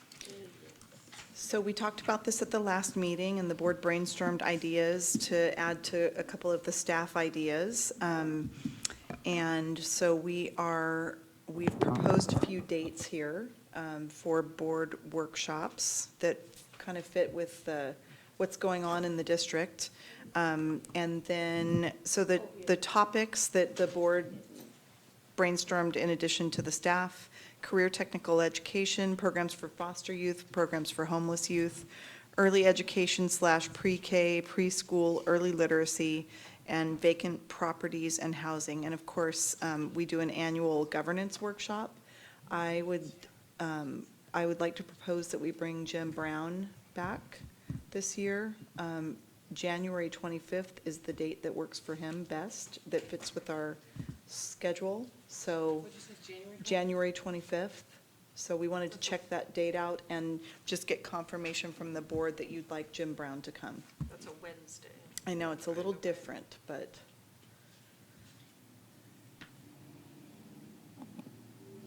What time would that be? We do it, They've been 5 to 7, haven't they've been 5 to 7. Do we know what we wanted to focus on for that meeting? The sort of Some governance? ideas that have been generated just in casual conversation. One of the things that the board is interested in learning more about is how to deal with. Intransigent superintendent. Yes, with, difficult situations at board meetings. So that was one of the ideas that was brought up. We'd like to revisit our governance handbook to make sure there aren't other protocols that we want to look at. And then we would do our board's self-assessment. We would do that in November, and we'd have the conversation in January facilitated by Jim Brown. So those are just some of the ideas. And Jim would probably call you all, like he has done in the past, to see what you would like to focus on. So I'm not like wedded to this, but I felt like the last time we had Jim, it wasn't as rich of an experience as it had been before. And I don't know if that's because we've evolved as a board, or if we're ready for a different kind of facilitator or no facilitator, or just as meaningless. But I did have that feeling a little bit, but if nobody else shares that, that's fine. I felt like we spent a lot of time, that was 2 years ago, right? That's right, maybe it was 2 years ago. About talking about the survey, which to me seemed like we didn't need to spend all that time on it because we could have just sort of read the results. And it seemed, if I remember correctly, we didn't talk about some things that maybe That's what I'm have remembering. been more important. And I didn't know that the survey tool really, it was so broad, I don't know if it really told us much because we didn't have any problems in that area. I think you're reminding me, Zoe, that's what I remember now, because it was a while ago, but I remember feeling at the end of that meeting, and I couldn't remember exactly, but it wasn't, our time wasn't as well spent as it had been in the past. So I don't know whether it's Jim or not. It could not be Jim, but that was my feeling last time. I can't remember what we'd wanted to talk about, we didn't get to talk about, but I know we were hoping to address things we didn't talk about, and I don't remember what they were. But I think that the right preparation would do that. So maybe we even need to build in an extra hour or two into his contract if we were to use him, so that he could spend enough time with us. So maybe that's the thought, that go ahead with Jim, but let's be super clear on what our expectations are, Right. so that he's able to have us accomplish what our expectations are. And maybe we need to find a way to be clear amongst ourselves on what our expectations are. What are our needs? Well, that's a good question, too. Well, I With want to Jim, I have don't the know. best performing district and the happiest employees. How do we get there? Well, that's easy. We can do that in 2 hours. Is Jim the right person to have that discussion? I don't know, but I don't know mean, either. I don't have a lot of interpersonal problems with my co-board members. Not right now. Nor do I have it with staff. Not right now. No, but I mean, I don't think we're in a place where we're all like angry at each other. Right. Which might be important to have someone like Jim if we were dysfunctioning, but Right. maybe Deb feels differently. But Maybe. overall, Look at that Cheshire cat smile. but I feel like is our agenda to make sure we're not being dysfunctional as individuals working together, or is our agenda to figure out how, as a board, to move forward things in the district that we want to be better at doing? I mean, I think we need to be really clear, because if we don't feel like we need to talk about our own failings a Our own great deal, let's be clear about what we do want to talk about. I think Jim's good about talking about what our failings are and kind of calling us out on our own personal behaviors. But if that's not what we want to spend all our time on January, let's just make sure we have the right focus. Right. Well, one thing that Deb mentioned that I think is important is there are going to continue to be contentious issues like the cockroaches, that the meetings dissolve, people are swearing.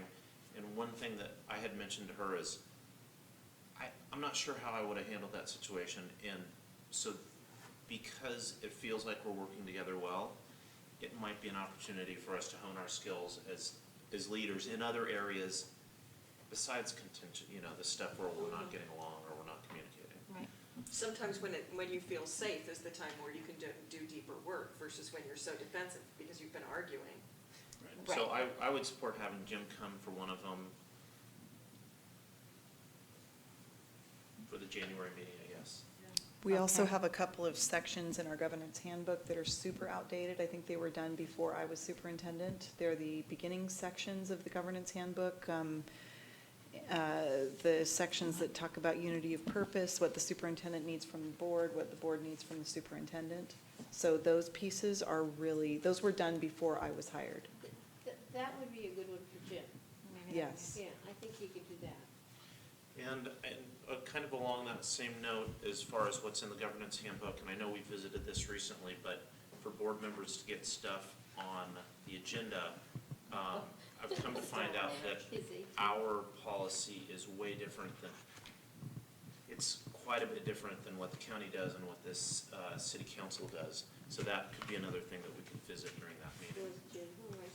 Can you tell me more about that? I don't know. My two conversations I had, one was with the supervisor and one was with the city council member. One of the methods for getting something on is similar to what we've started to do, where you throw an idea out and you say, hey, is there any traction here?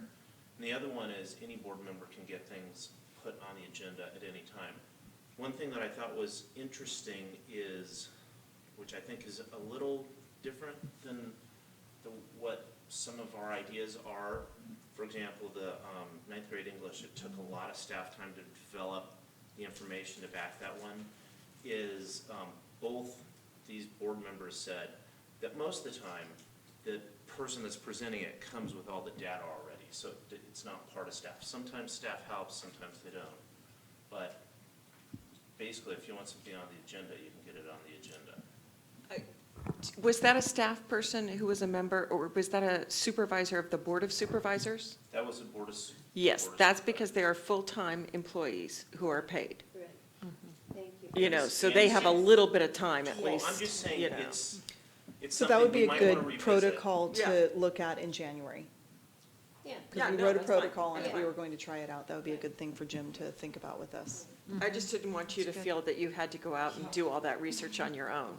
No, I agree, I just was kind of recounting the conversations that I had, and it was pretty similar between the two, the city council member and the board of supervisors member. And I don't know if it's a perfect fit for us, but it's something that I think that is worth a conversation. Chair, I just wanted to say that I think I can get rid of 2 of these items. Okay. I think we could combine early education, pre-K, preschool, and early literacy. Especially if we agree. took a dinner break and made it 2.5 hours. Early preschool. I agree. Those 3, I think, could be combined. I agree. Oh, That was which my one? suggestion. Oh, good. I agree. So there, we've already got one done. Foster youth and homeless youth could also. Nope, never. A foster youth is never homeless. But could we talk about those issues the same night? I don't know, I guess so. Then we still have 4, we gotta get rid of something. So I got a question about the vacant properties housing one, is one that I threw up to talk about. We had the consultant come in to talk to us about magnet school, and I can't remember where we are with that. So Tyler, I think this can be covered under our facilities master plan work That's this year. what I was thinking too. The vacant properties, I think that will be looked at as we're looking at all of our facilities. I think it'll be part of the process. There goes one. And we might want to put on there, instead of vacant housing and properties, facilities master plan. And have a workshop on that? Yes, When is that gonna be done? not until the end of the year. So it would be the April 5th one? We may want to do something in like August on that, I'm thinking. So Well- that could be a freebie for the fall. One of the things we were talking about, though, specifically was housing for teachers. That was one of our issues with that, too, and I'm not sure how much, that has a little bit to overlap with the master plan, but I'd also love to see what people are doing in other districts about tax credits and developing, workforce housing and things like that, which isn't really part of our master plan. You're right. So. Sounds like you're kind of talking about, is it recruitment and retention strategies? It's one of them, definitely, yeah. Like category of, But it's so big that it's Yeah. hard to put it in with giving somebody $500 to move, right. or, a welcome basket. I mean, it's like so big. I think It's this- complicated. I think the supervisors should have that on their agenda. I agree. What about the CTE, you guys? I think that's, to me, it's kind of worthwhile. I don't feel like I have a good grasp on. And it has changed so much What in we're doing terms of and how planning on it's, And yes. it's different than, and it's just all. It's governed encompassing. differently, it's ours now, Right.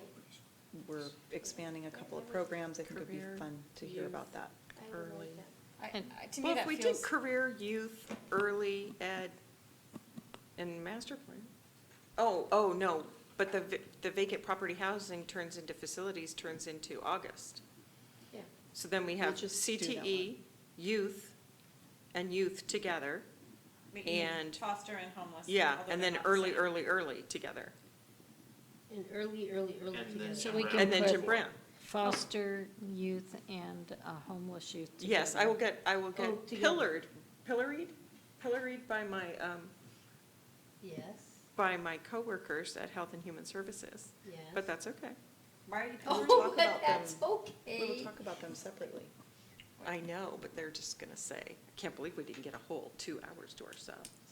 Okay, 2, 3. You So know, that youth takes care- advocates, they're just very righteous. That's 3. So And then that's we do the great. facilities master plan when it was finished. So that takes care of it then, All right? then. Can you Call it tell me again? at-risk youth. So it would be career technical education. We would do at-risk youth. And then the early childhood education 3 pieces together. Right. And then we do the facilities master plan Yeah. when it was finished? Yes. Unless somebody could figure out how to talk specifically about workforce housing before then. Like if a grant became available where we could hire somebody to tell us about it, or, I don't know. I mean, I just don't want us to not think about it. If anybody ever comes across anything, just send it over my way and I'll just put it together. Okay. All right. I think my other just thought on the not talking about the vacant properties until almost a year from now Yeah, it's painful. is that if there's, we have two schools that, it seems highly unlikely that we're gonna reopen as schools. So if we wait until September or August to talk about them, and then we're delaying starting a 7-Eleven committee or whatever by a year, and I just don't know if there's some things that could perhaps need to get started sooner and still have the discussion in August, but, I mean, I don't know. Are we delaying by a year something we needed to start now and hardly do anything with, but just start it? I don't know. We will keep our eyes open on that. Aren't we And if we need to bring it back to the board earlier, we will. Yeah, we're supposed to get a report on that still, right? Yeah, her report is coming to the board in December, I believe, the magnet school report. But she's not really talking about the empty buildings anymore. She's moved away from that. She is Because not. I think we told her. So I'm just afraid, I just feel like, I We need to agree start with you. Facility master's plan. so it's just gonna delay it by a year, any process. I- What's wrong with these people? Can't they Does work anything on faster? this board move fast? No. It is so slow. No, but I agree with Megan that those buildings are just sitting there depreciating, and that's really concerns me. And not only that, but they're a big liability to us.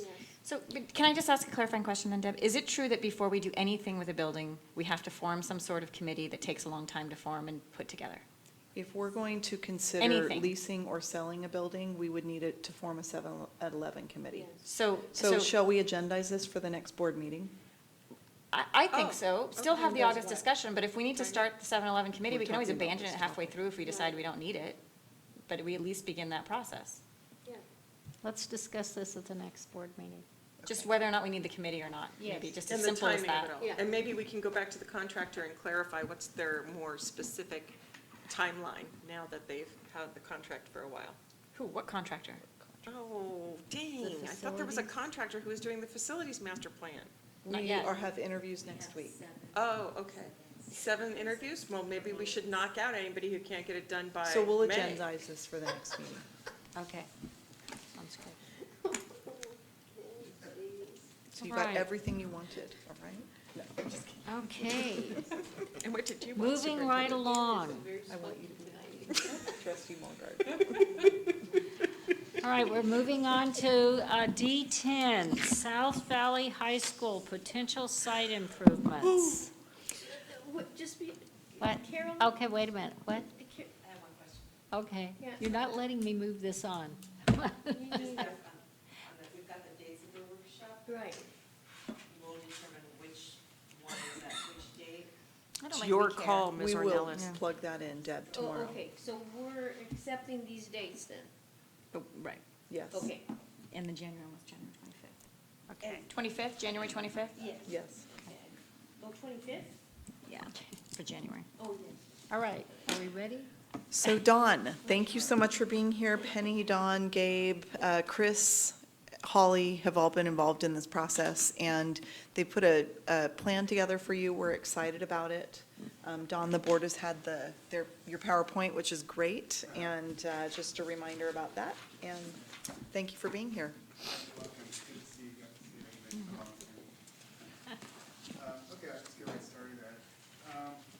When we met with Penny and others, we discussed some desired improvements in South Valley in broad terms, and then it kind of narrowed down specifically to a high priority of replacing the administration building. Thank you. Replacing the administration building largely because anything you do there is an expensive operation because of asbestos and other things. A second priority is to improve CTE, or more specifically, culinary arts program that looks like it's getting some legs in many locations, this place included. And then a long range, a much more long range goal of provide a small gym for assembly and physical activity. Because right now they have a basketball court that's outdoors.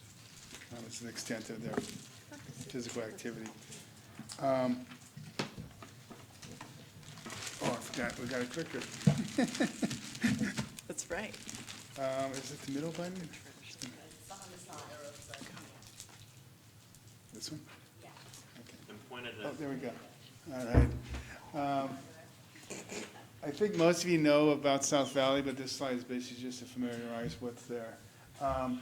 It's a leased property, and the lease terms defines this area that's in green, and outlined in red is that's your lease area with the city.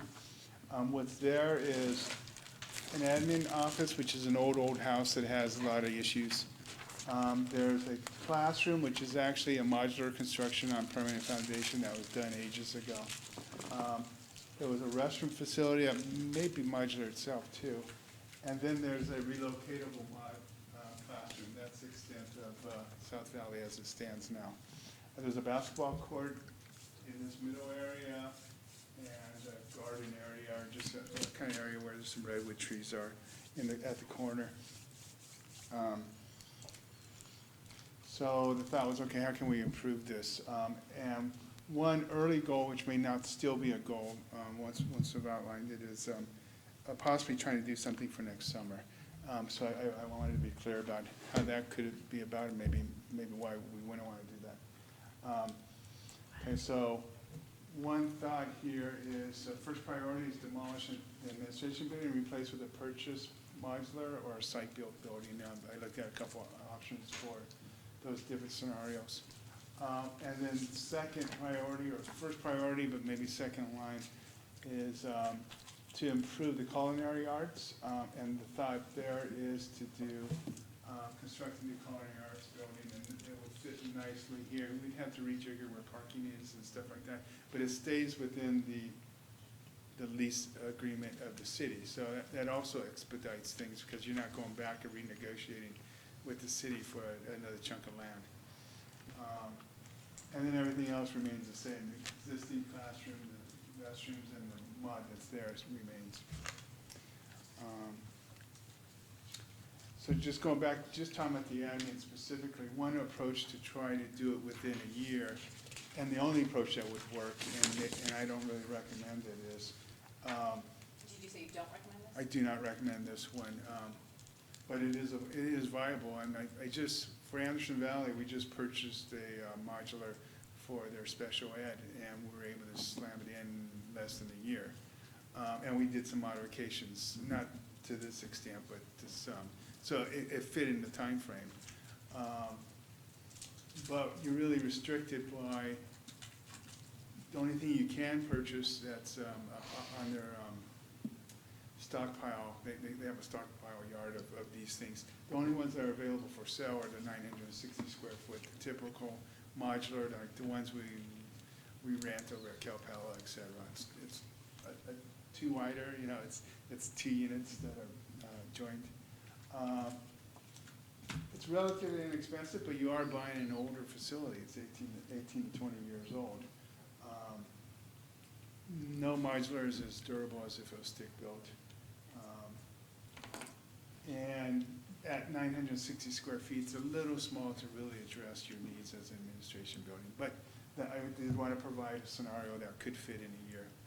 The reason you can't buy a modular specific built, a modular building that you bought new and told them what you want in it, they're already booked up for next.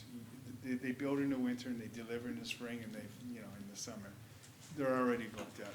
We can't. There's a waiting list that's a year long already.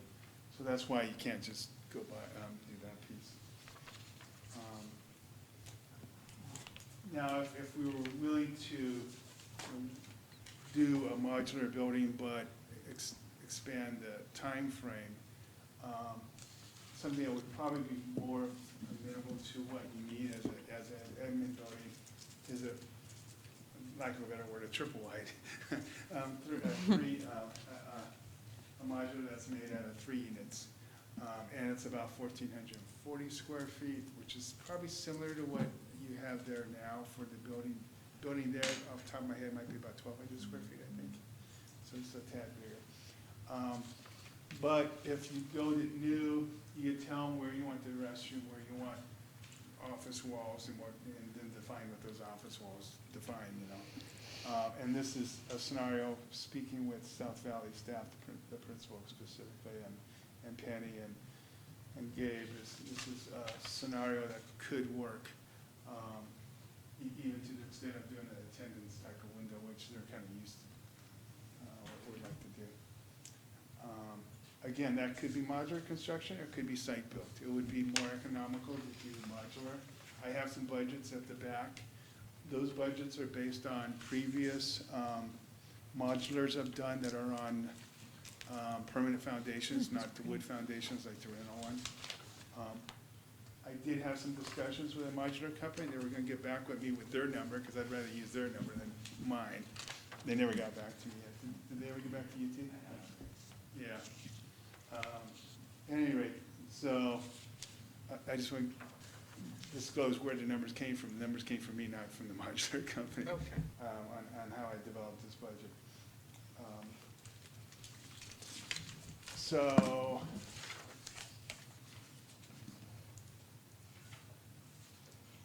I think this is a repeat. I did this before when we went over it. Huh? It looks like a repeat of what I had. This is the outside seating, isn't it? Oh, yeah. Actually, I showed the one that had the inside, but later on, we refined it to trim down the cost a little bit with some outside seating, and that's coming. Why don't I just move right on ahead?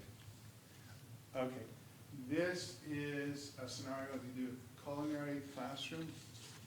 I would I'd highly recommend, and even the modular companies recommend, to do it stick-built. The problem with doing a modular construction for a culinary arts building is the weight of the kitchen equipment. You've all been in a modular that's 15, 18 years old, and the floors are kind of spongy, because they just do the bare minimum to make it, you know. And likewise with the roof is the same way. And kitchens often have exhaust fans, hoods, and a bunch of other equipment on the roof. Well, right off the get-go, they say they don't recommend doing that because you'd have to beef up their flimsy roof. And they want you to put it on the ground or hang it off the wall, but not put it on the wall. So a modular construction for culinary arts is really not a good option. So that leads to do a site-built specific one, would be the best option. What I laid out here is just, this isn't a design exercise, but I did want to get far enough so I could come up with a reasonable number for a budget. So what we played around with is, this would, and try to address the things that I've heard from the, so we did, in this scenario, we did outdoor seating. Might have a chance to give it some cover with an extended overhang on whatever we design. Again, nothing's designed to that. I know they distribute food for lunch. So I worked out a speed line type of scenario, which we'd want to do for the day-to-day, for the student lunches, and not necessarily the culinary arts program. It's kind of doing double duty. Culinary classroom would be, I'm showing 9 student stations and then a demonstration kitchen. A culinary arts program can mean a lot of things to different people. I'll explain what this is, because it does affect how much culinary arts cost. Okay, but that'll come in other. So there's a culinary arts classroom, a speed line for lunches, there's an outdoor eating, and there's an office for the culinary manager or staff. Just a kind of a delivery storage area and a lockable storage area. What it does not show in here is cold refrigeration or freezer. That was specifically left out because they felt that is facilitated at the high school already. And it's an expense that we don't need to do here from the opinions I've got. So let me move on a little bit.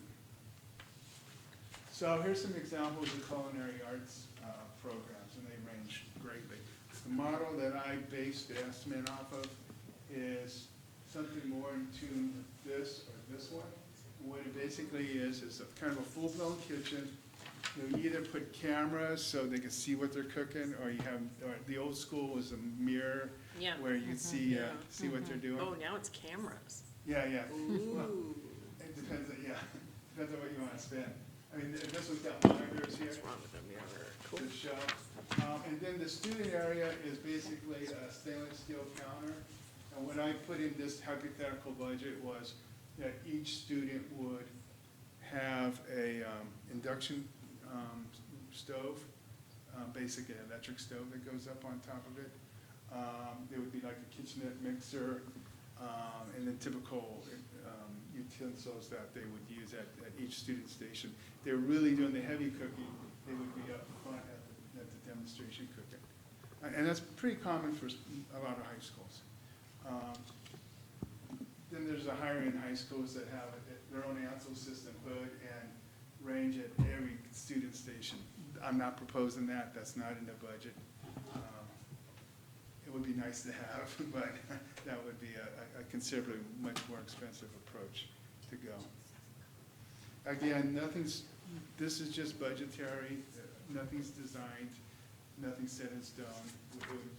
Another advantage of not trying to ram something in by next summer is having an opportunity to really have dialogue and design and understand what people want before we build. And then say, well, that's not what I wanted, because we wanted to get it in, early. This is the more immediate or poor man approach of, let's not, I had laid this out and then I heard they really want a culinary arts program. This scenario was, okay, if we can't afford a culinary arts program, let's at least feed the kids at lunch, short of the canopies that are out there now. So this is a modular building outfitted with a speed line. You'd want to have minimal, you'd have a refrigerator or a freezer. You'd want to minimize the equipment in here because back to the point that I made earlier is a modular's not really outfitted for a kitchen. So I'm just going to zip on back by that one.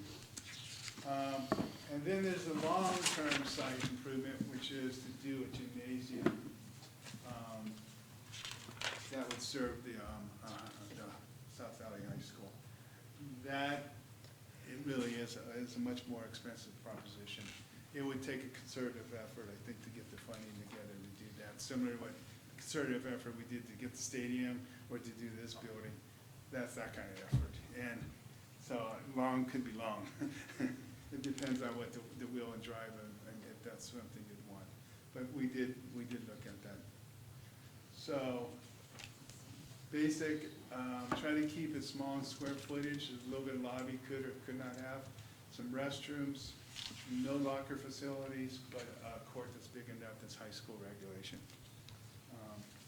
That's the model that I based it off of. Okay.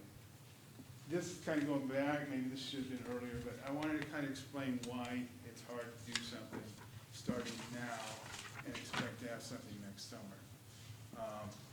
These are typical timelines, and I'm working backwards. Let's say we did want to do something next June. It's about 50 days to publicly bid any project, including the 10-day period where it needs to sit while bids are received for protest. And then that, so that brings you to April 2017.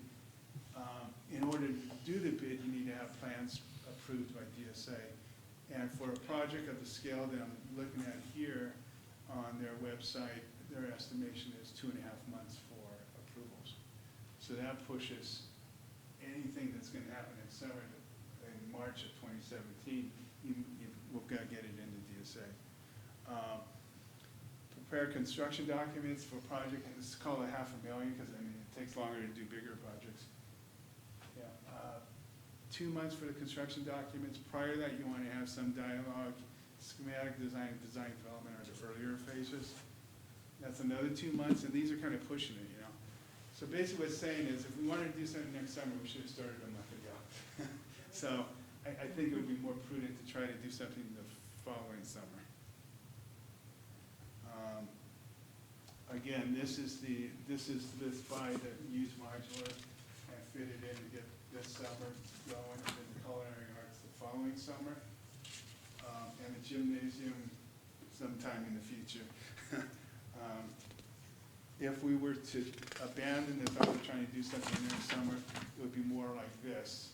We got not any more leisure time, but we've got time to do it right and have dialogue and talk with people of what they really want to do, and still get both the admin and the culinary and the funding availability to happen summer 2018 in the gymnasium, whenever there was a drive and desire and funding to do that. Okay, just budget numbers. Option one is the push in 2017, probably about $308,000 to get a used admin building. Culinary arts about $1.2 million, and a year's worth of escalation because a year go by. So you have $1.2 million and some change.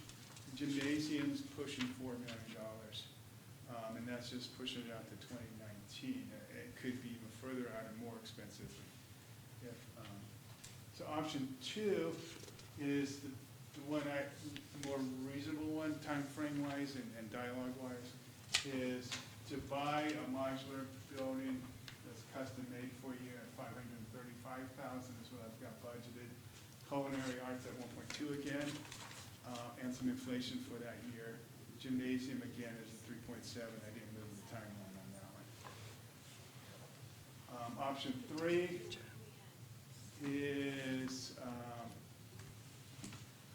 same, a new admin building, the culinary arts site covered outdoor seating. Got it just under $1 million. I mean, these numbers are a little bit loose. Again, it's no refrigerator, no freezer, but it's the student station, as I explained. And the gymnasium, again, same 3.7. And then there's the bare bones approach, which is option four, which is the admin and the food service all out of modulars. That's $609,000 crammed over the next, that's coming. Can I ask you I don't something? really recommend it. The covered outdoor seating versus the indoor seating, is that lunchtime seating we're talking about? It could be both.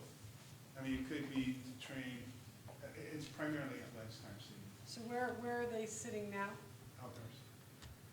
Or in the hallway, in the corridor, there are some picnic tables in the main building. There's that large area in between the two sets of classrooms in the main building. There are tables in there. It's not an adequate number of tables, but. So with option number three, they would be just sitting outside in the winter? Well, they'd have the indoor area still and the outdoor. The indoor that they have now. Correct. Yeah. But no central, like, indoor sort of suitable place to eat indoors? Okay, thanks. Chris, do you have anything to add on that? Do you have any? Can you come to the microphone, please?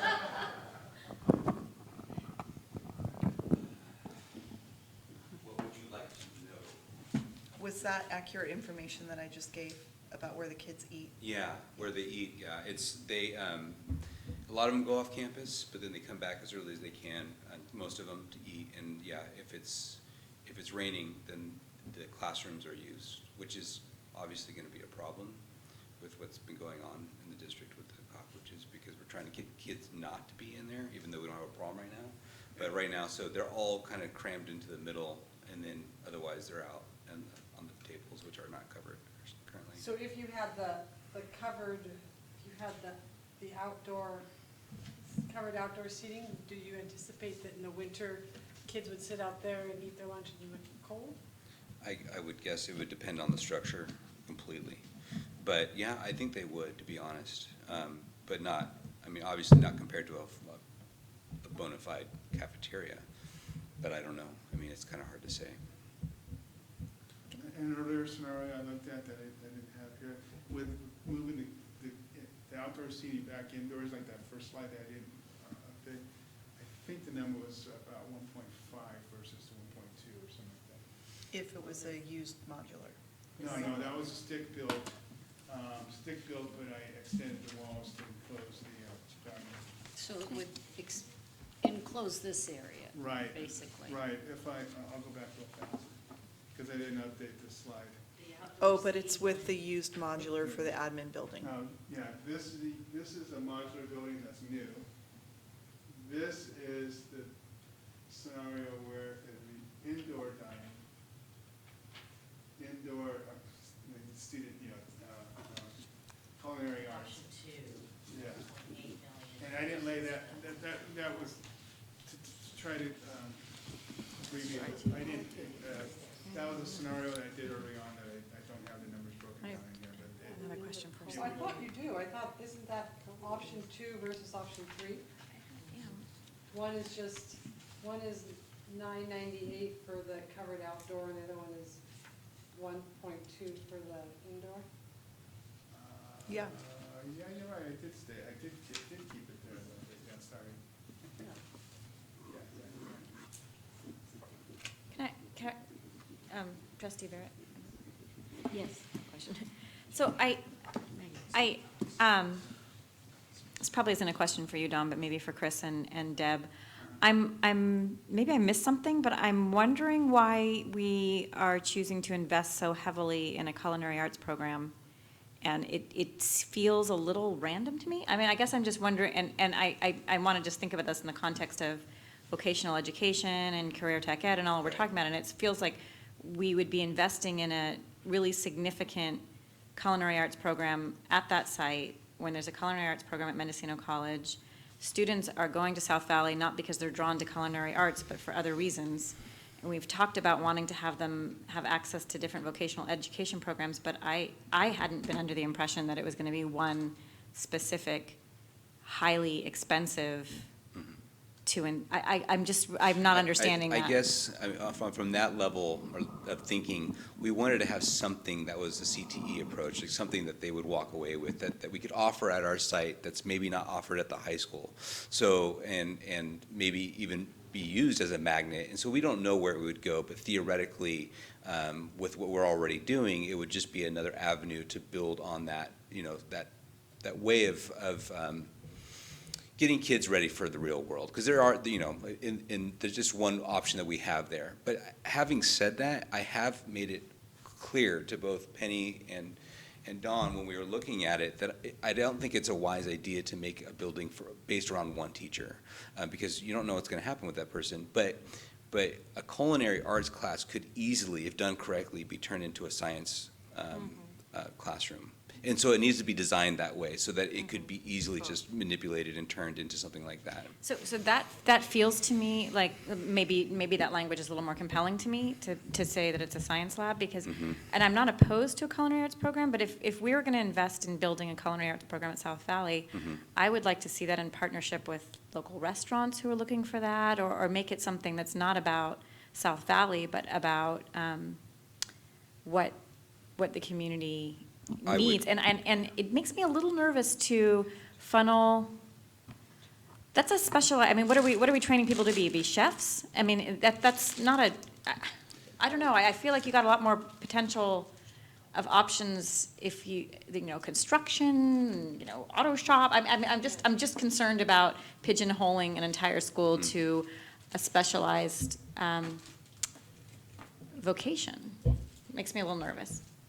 I'll just add to Chris, they've done a lot at South Valley with culinary arts. They placed kids last year at Crush, doing some internships. I mean, it really has been somewhat of a focus for CTE. But I do agree that the classroom needs to be able to be used for multiple purposes.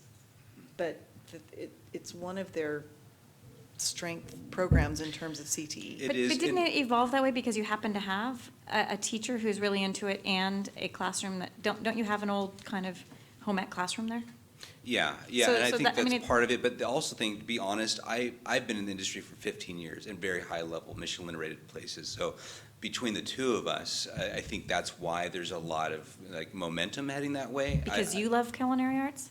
Well, I know it really well. Okay. I guess is the point. I can make the connections. I know that we could build this into something amazing, but I will again say I don't think we should develop an entire classroom just solely dedicated to that, because we don't know what's gonna happen to either, my teacher or myself, but it needs to be dual use. I think we do need to have something better than what we have now. I think there's a lot of kids who are very interested in it. There are kids coming to us specifically to do this kind of work, so having something ready for them to move them forward, I think is the goal here. So, but again, I understand, I'm on the same page with you too, with being cautious about building it around one teacher. It also serves as a lunch program too. B? Yeah, thank you. Well, lunch is, I'm more inclined to support lunch. I mean, Right, yeah. so- B? It seems to me, I mean, it's beautiful what you Yeah, it put looks down, lovely. you know, I mean, it's really special, but it seems to me that because of what you're saying, what's gonna happen to you, what's gonna happen to Dad, what's, all that kind of stuff, and this can't just go in a modular, building, because of the heavy equipment and stuff. It seems to me maybe we could work on a smaller version of that with, in combination with science, and do the modular, or certainly not, put out that kind of money for something that, in the end, I mean, there were things that went on at the high school that they had to change because curriculum changed. And so you wanna have a space that you can do that kind of stuff, but, so that if that doesn't work after a while, it can be all science. Science will always be there, you know, so we might not spend as much. Plus, what I forgot is, how much money did we allocate for doing stuff? Well, we haven't yet. We're bringing a budget to you tonight. We're bringing a Okay. project design to you tonight. The staff has, the staff has been consulted about what they want for Yes, South no, no, Valley. we We want to build a program Yes. that stays after the people leave. Yes. We're not gonna put a culinary program in and think it's gonna go away when the people go away. We Yes. wanna build a program that is sustainable. And, I think that campus needs a lot of work. Yes. I think it's worth the money to put the programs in, and, Penny has identified a funding source, and I think we need to move forward on it. Can I also say too, that because of the CTE grant, we've had to create advisory boards to help these programs along. There is a huge vested interest in the community to help us with this. People from, all different walks of life that's involved in culinary in every level. Once that's established, whether or not I'm there or Deb Hughes is there, and that's who we're talking about in this situation, yeah, I think that somebody will take it on, especially if we drive it the right way. I just, it's not totally dependent on just the two of us. I think there is a lot of need for it in our community. I think that, this is my opinion, you guys are the educators, but out of all the CTE programs that really have legs and stick around for the long term, it's nursing and it's culinary arts. There's two of them that really stick around, from my opinion.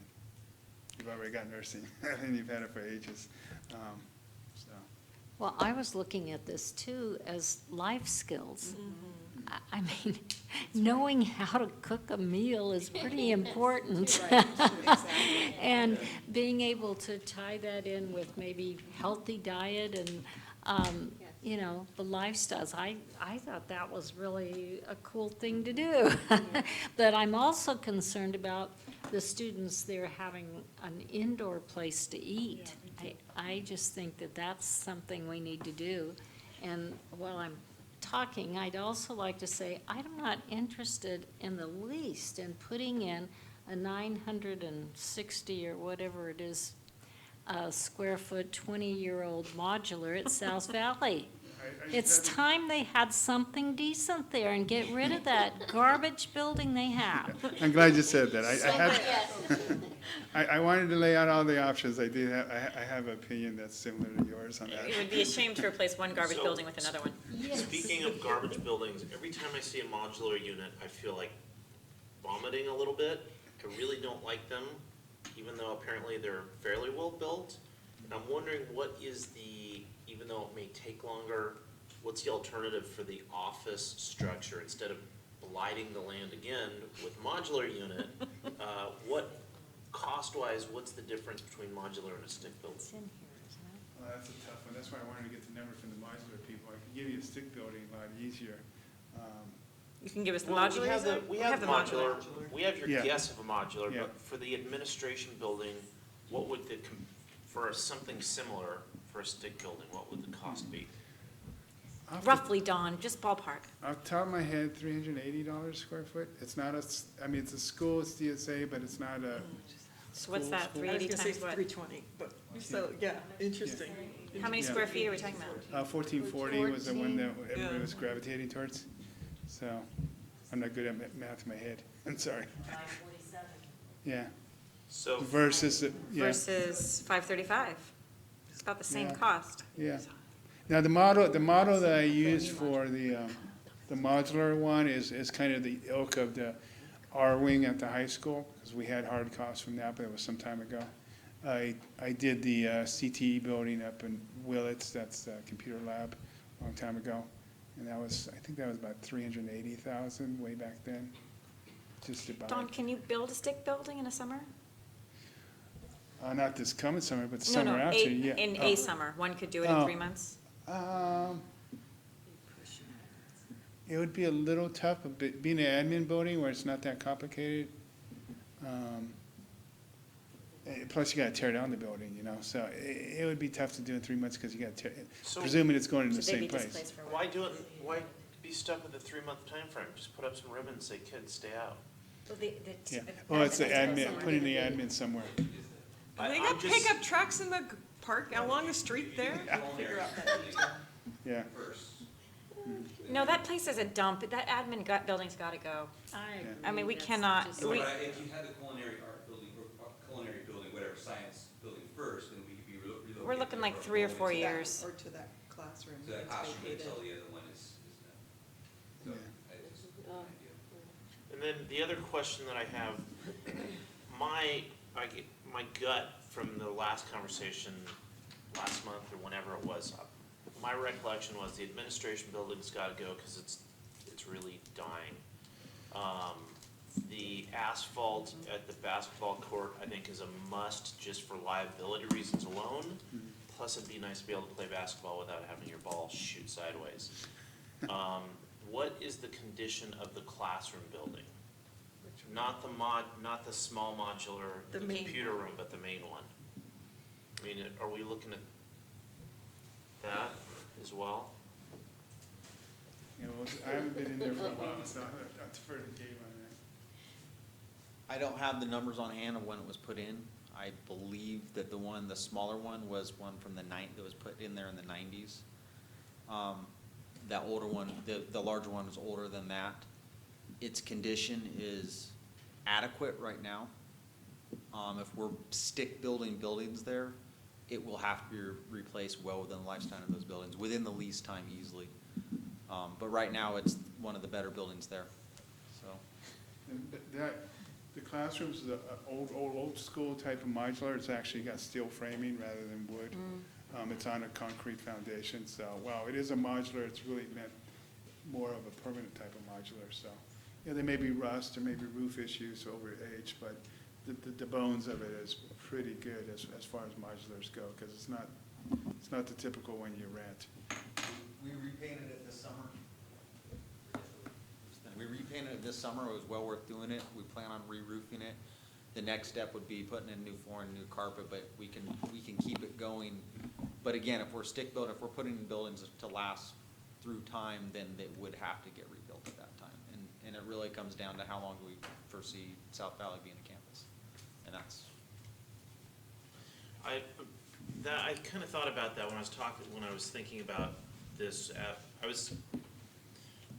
When I was reading it, the culinary part kind of shocked me. I wasn't expecting that. But the lifespan of South Valley kind of came to my mind, and I was thinking, gosh, even if we say, hey, we're going to move South Valley somewhere, it would be nice to leave a real building there as opposed to modular. I don't know. It seems like a more better thing to do.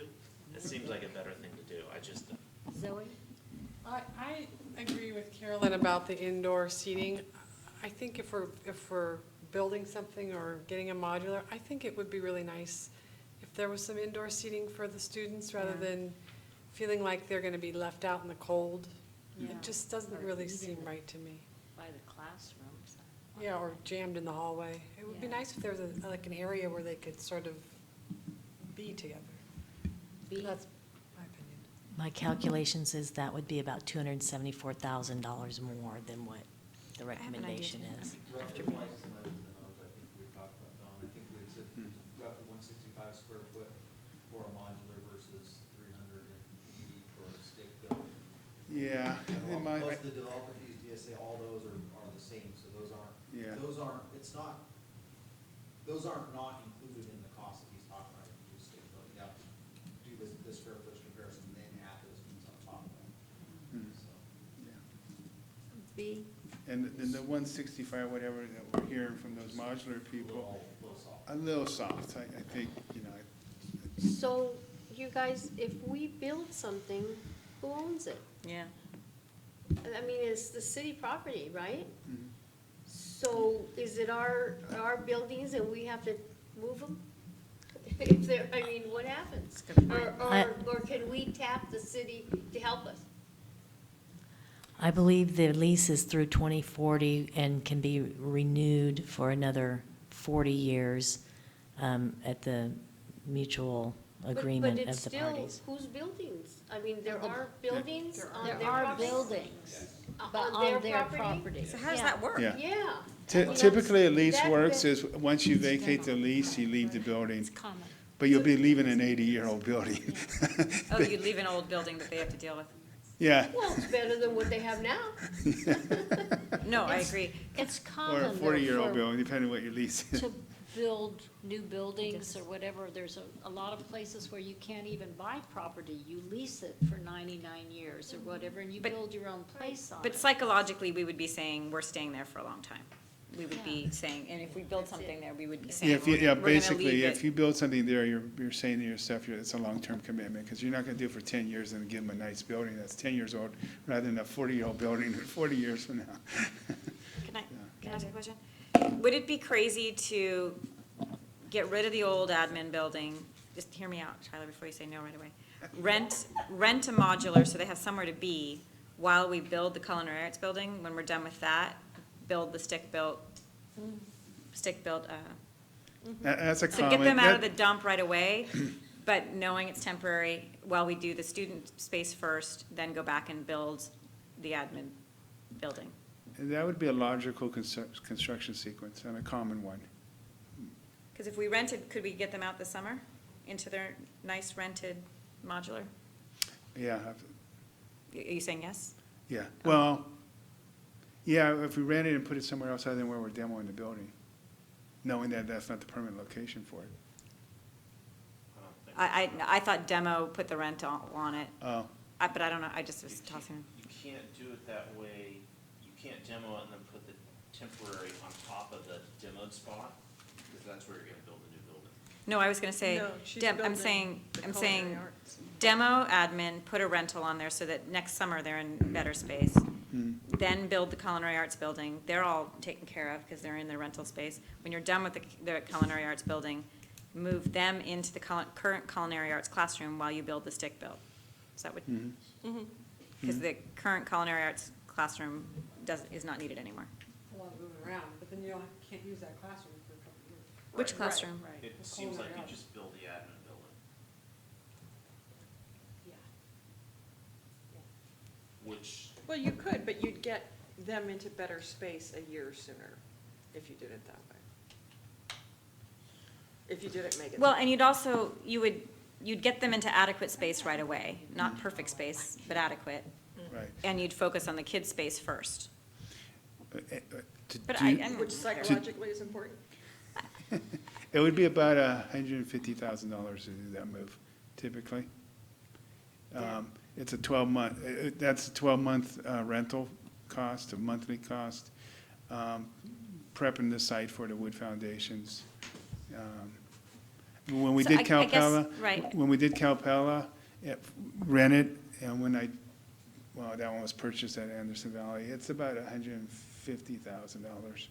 I think my thought, Tyler, and when I was thinking that, is that I feel some sense of urgency of getting rid of that admin building because it's so gross.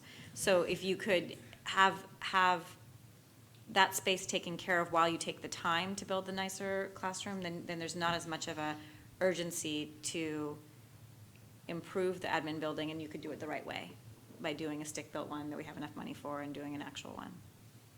But Deb? I don't care, really.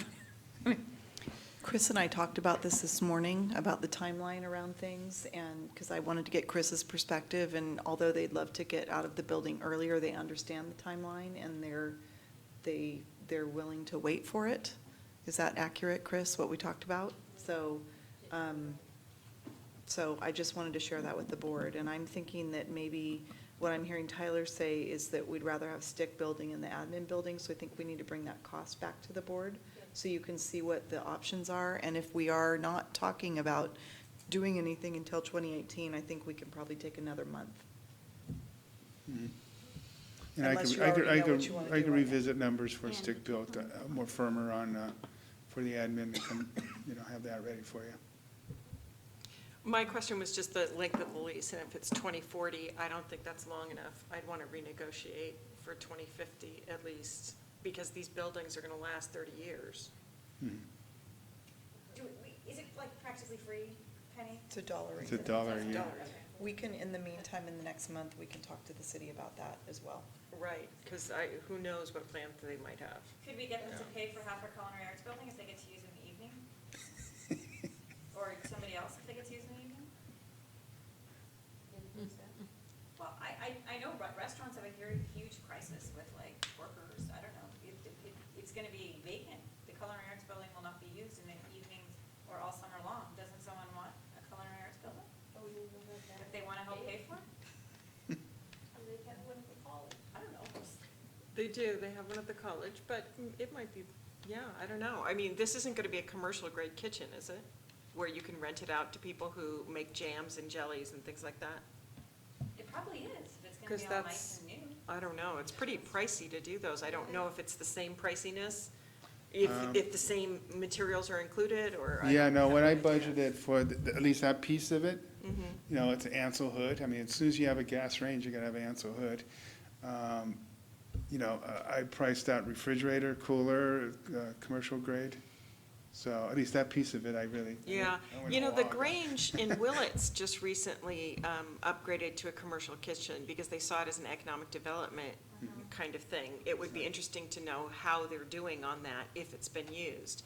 Plowshares built theirs 10 years ago, and my understanding is that it really hasn't been used, but they had thought that it was going to be used for community groups. But maybe we should check with Willits Grange and Plowshares and see if there's a need or not. Who else does?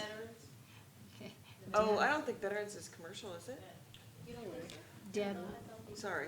I just first would like to get our kids their facility and their building, and if we can move beyond that to use, people want to do a facility use agreement with us, they could do that, we could generate some income that way, but my first priority is to get this done for South Valley. Yeah, let's get the numbers. I'm not suggesting we delay it. I just thought there could be some partnership possibilities. You might be interested in paying for it. Well, let's get numbers first. So, Deb, do we need to talk about how we're gonna get this funded, or is that for another day?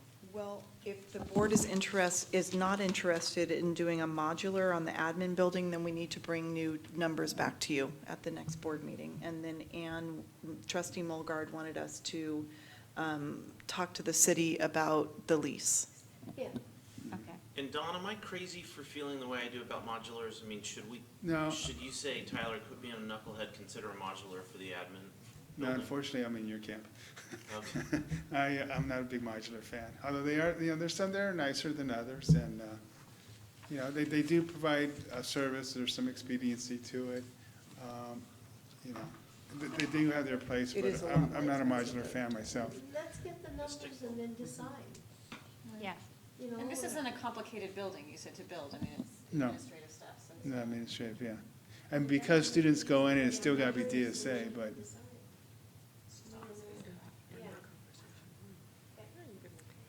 okay. Thank you, Don, All for right. being here. The rest is just and back up so you can look at where Thank the you, Chris, assumptions came and- from. These here, these are intended for your consumption at your leisure. But you can see what my assumptions were. Dawn, thank you so much. Yes, Okay. thank you. I'm getting a little tired. Okay, move along to the superintendent's report. Thanks a lot. The start of school year was great. We certainly ran into a couple of challenges, of course.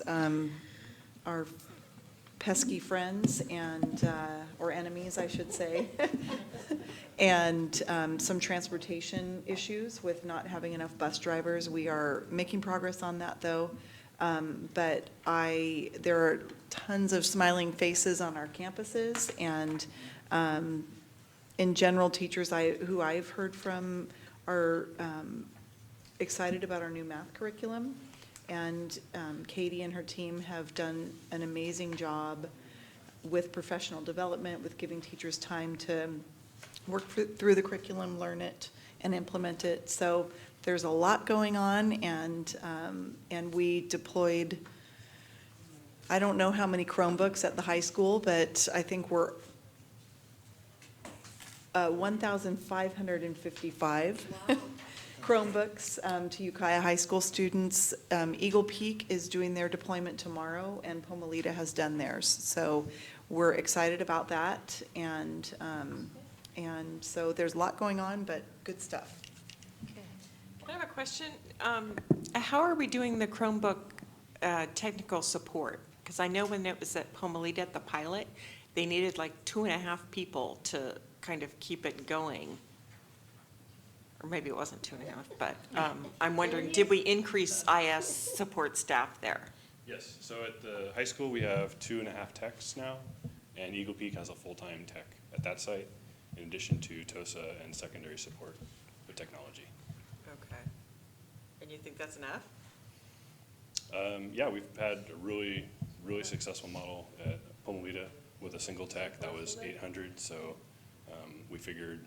It didn't seem like a single tech when I was there. It seemed like a full-time TOSA, a full-time tech, and then somebody who was also helping.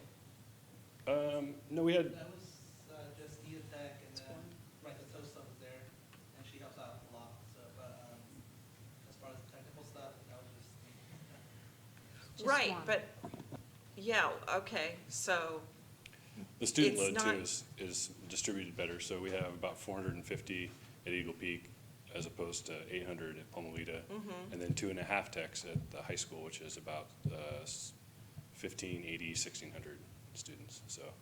well, maybe I'm confused, but it seemed like the TOSA was working full-time on that project, whether she was technically doing technical support or not. Yeah, she was very active in that. She was active, but she had other responsibilities as well. She was working with their English learner program. She was coaching teachers in the classroom. She Okay. had many other duties. Okay. So it's a team approach, and the tech team for the deployment is there supporting the district-wide tech team is there supporting on the deployment of the Chromebooks. Okay, well, I hope you let us know if it turns out that you need more staffing for that. Absolutely. To keep, the students, supplied quickly so that they don't lose confidence in the program, and to satisfy parents when they call you and say, get that dang porn off my child's computer and don't let him go back there. Yes, absolutely. All right, thank you.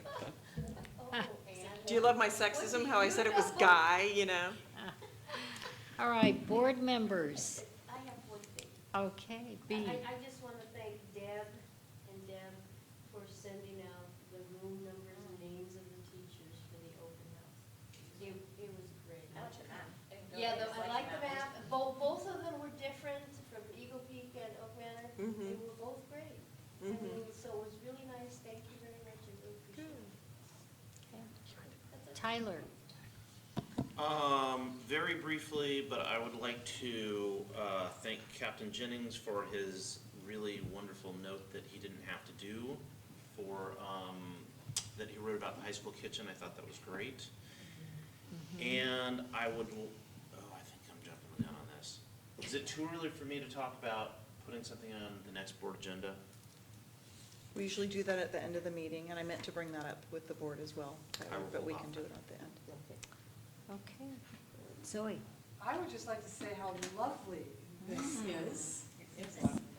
and how The infographic. The infographic, how nice it looks and how easy it is to read. I like the edits. Yes. And I'm hoping that parents will be able to find this useful as well. Thank you for doing that. Is Thank this you on for the your website? consultation. Is Debbie? it on the website? Is this on the website? I think it's up there. We're waiting for the Spanish translation, so it was. We've pretty much only given it to the board because we don't have the Spanish translation done yet. All right, pretend like so- I didn't just hold this up for the camera. Okay. It's okay. So we will move on to student expulsions. And very fortunately, tonight, we just have re-entries. Yay. So we need a motion to readmit AA 090822016. Can I do them together? Sure. And BB 090822016. We have a motion to readmit them to Ukiah Unified Schools. Motion to readmit both students? I'll second it. All in favor? Aye. Thank you.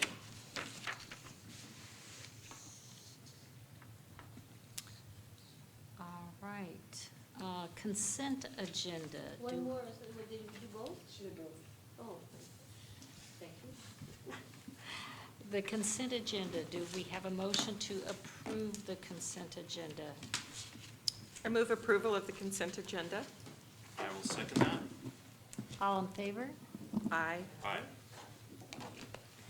Okay, at this point, do we have something for a future board meeting, planning? We received a measure from the committee, the No on Measure AF committee, I thought was interesting. I think that, that Measure AF does directly impact our schools. I'm hoping that you guys might be interested in talking about it and taking action on whether it's supported or not at our next board meeting. I would like to do so. I would like to do so. Okay then. Okay.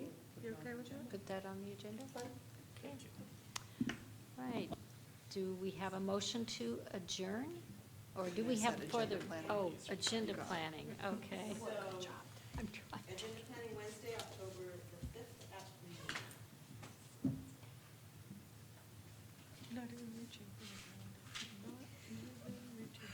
I know I'm new, but I can't do that day, so I'm gonna think about it. Is there anyone who would like to do agenda planning, who hasn't done it for a while, or?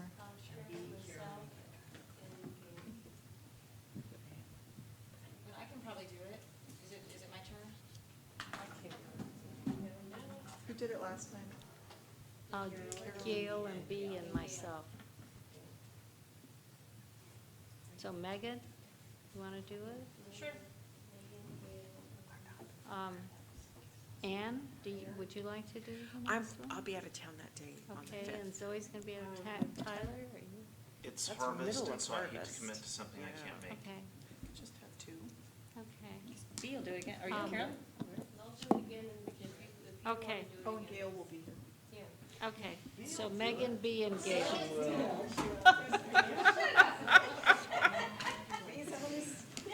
Are we adjourning? One more thing? Just a reminder about the interviews next week, board representative. Micah is doing. Do you need to? Or do you need to? Well, I don't, I mean, I mean, You would be the third. yeah, no, I'm back out. I mean, but I'm pretty reluctant to back out. So I'm just, yeah, So so. what you're saying is. I think one is sufficient. Yeah. But if we want to have two, that's great. Okay, well, then let me, and Yeah. if I remember, it wasn't that long. What was the time? No, it's all We day. have a bunch of them. It's all It day. depends on how many. Oh, it is There's all seven. day? Oh, I thought it was just. We didn't know at the time how many. Right? If they're all eligible. There's 7 people, everyone wants to do this? It was just open. Oh, got it. We may screen some, Oh, to do. Okay. yeah, we have to do paper screening. So you'll you'll let us know what time you start, or 8:30? It's still on Tyler. Yes. 8:30 a.m. I will do everything I can. Okay. Oh, what is on next week? Okay, meeting adjourned. I just didn't hear about it because I think I probably told her